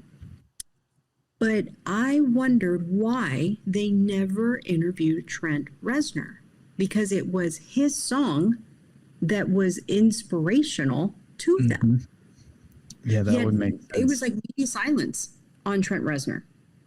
Why? Man. It's real weird you're bringing this up, because we were Maybe watching he Twin Peaks on orchestrated it. Patreon last night, and And then you have Nine Inch the Nails played. association I with love it. Marilyn Manson and Michael Aquino. Right. Because Marilyn Manson, if you remember, the whole Mickey Mouse, the whole, he kind of knew the backstory of a lot of things and kind of alluded to some stuff. Yeah. I'm telling you, I think Michael Aquino ran the Monarch Boys, no doubt in my mind, and I think that's how much of this playbook was sophisticated over time. Was his sort of direct involvement with the mind control aspect, but also the homosexual pedophilia, these specific expertise that he was relying upon as a sociopathic pedophile, right? To essentially, I think it's I'm not entirely sure if the sex trumps the power. You know, like honestly, I think it's the idea of this is how you sort of implement this dark magic. Oh, And yeah. it truly seems like that is what's taking place. I mean, what did they say in the Manchurian Candidate? It said, my magic, their magic is more powerful than my magic. And I thought it was very interesting that Frank Sinatra said that about, he thought he could turn him. He thought he could break Raymond out of his programming if he utilized the same technique that they used to provide the layers of programming for him to essentially, and what do? They relied upon, obviously, the relationship with his mother, which I didn't realize in the book. In the book is separate from the film. You know, it was far more as far as just disturbing in terms of the connection to Raymond and his mother. It's basically like this sort of family dynamic of the pedophile factor, right? Where this recurring abuse is recycled throughout generations, and essentially you sacrifice your own child. And that's basically what I've seen so very often in the context of these networks, especially child exploitation. Abrahamic foundation. Absolutely. And by the way, Lincoln is like so many different symbols of Lincoln, you know, that you see in the Manchurian Candidate, right? And I think that, and they constantly have like the McCarthy type character that's the stepfather, that's just a moron, being completely like, you know, sort of led by the nose by the Queen of Diamonds, right? The Red Queen, and Angela Lansbury no, what have I told you about thinking? You know, like she legitimately calls him an idiot, and he's like, will you please just give me the actual number of communist spies that are in the government? He's like, because I look really stupid flip-flopping on the numbers every day, right, in public. And it's just so crazy to see how they legitimately just distort and manipulate even public perception. Because what does Raymond do? Raymond, to make sure his programming's still intact, they run an op. They run an experiment. All right, Raymond, we're going to have you kill someone, right? Just to make sure that he's still an active tool in this context before they go green light. And so they have him. What does he do? He goes and he legitimately he targets this. It was so strange because it was actually his boss who was like running the publication, the media publication at the time, right? So he strategically takes over this prominent media publication after eliminating his boss, right?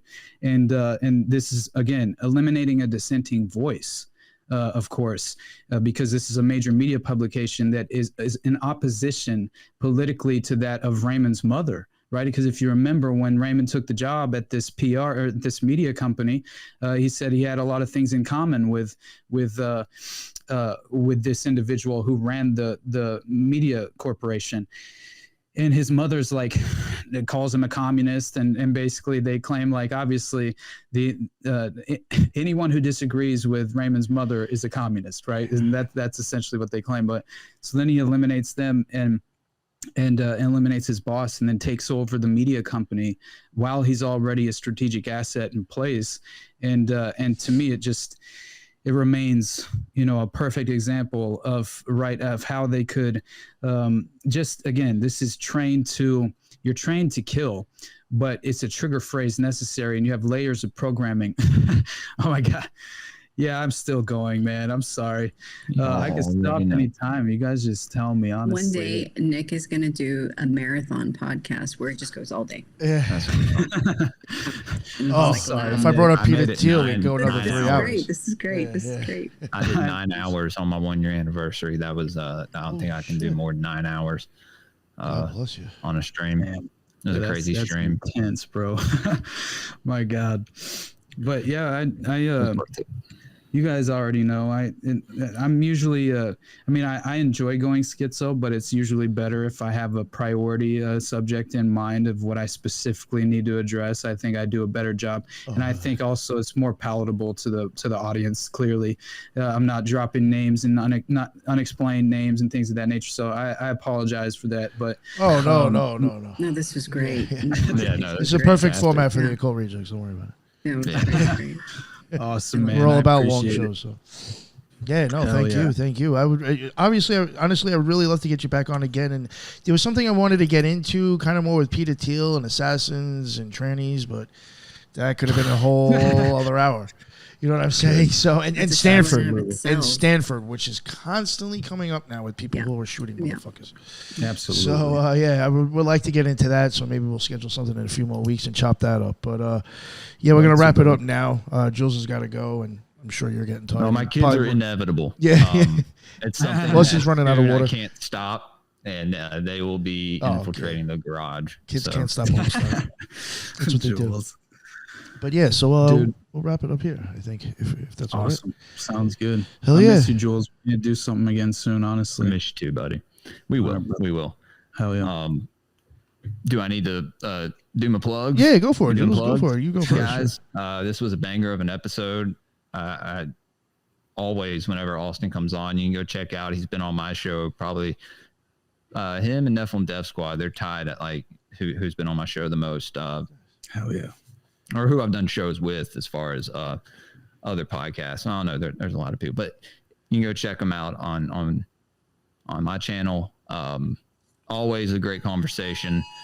I'm on Rumble, YouTube, Apple Podcast, Spotify. Y'all go over there, find me. X at greypilledpod, Patreon. We're doing a lot of cool stuff over there. Patreon.com/greypilledpodcast. Just this morning went over part 2, the adepts in the Western esoteric traditions. Every Saturday, esoteric book review. Also, my wife, if y'all been watching my show for about a year now or so, you know that my wife started a podcast back this last year. She set one up, didn't really get going until now. She just recorded a few episodes for the Babylon podcast that she just edited, be dropping them this week. And so I'll drop the links for those on Twitter when she drops them. And so y'all look out for that. And supposed to have another show later today, but I don't know. Depends. It's like Nick just sucked the life out of me for the last 3 hours. I can't do another one. Yeah. No, we did about a 3-hour show this morning and another 3-hour show. So I don't know.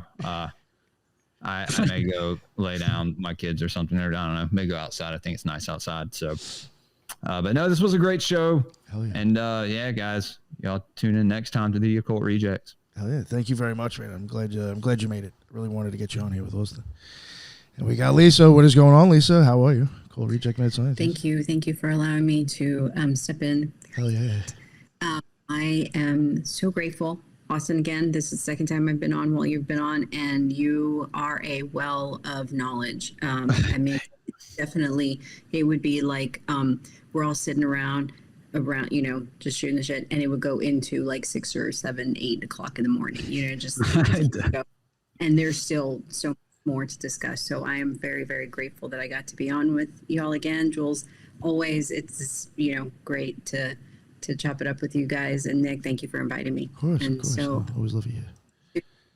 Likewise, Lisa. Mm-hmm. And Austin, please let everybody know where they can find all your amazing work. Man, thank you guys so much. And thank you for all the kind words. It means so much to me. Honestly, it does. I get a little emotional when I think about it, because it's just like, man, this is something I dreamed of, just being able to have conversations like this. Like I was so fucking lonely and isolated in my ideas for so long.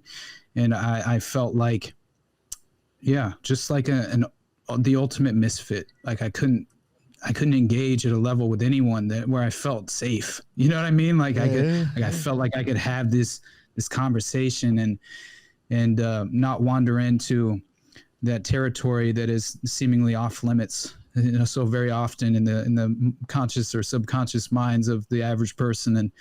And so always when I get the chance, it means everything to me. So I have nothing but love and respect for all three of you. And people, I feel like at this point I've talked to you guys enough to where I feel like we're legitimate friends. So I just want to say having that you on, man, for real. Awesome. I take it seriously. And as far as just like I'm a loyal person. I try to be as much as possible. And so I like, I call people my brother and stuff like that. I mean that, when I say it, and I honestly do. So you guys are my misfit family members, and I absolutely love that. And so thank you so much. Absolutely. And we just, more conversations like this gives me hope. So I love you all for real. Love you, brother. I'm glad you came on, man. Like I said, we would definitely have more conversations. We'd love to get you on a few more weeks whenever we're both available. We'll definitely have a lot more topics and conversations, my man. I'm sure. So, awesome, brother. Yeah, I'm sure we're only just begun really in this game. I think that we're playing. So, right. I'm sure we'll be around for a while. But again, thank you everybody who showed up. Lisa, thank you so much. I know you have a busy day and life going on. I really appreciate you making it. Jules, again, thank you. We did a show this morning. Jumped on a half hour later to do another one with me. I appreciate it. And Austin, same as well. Love you here.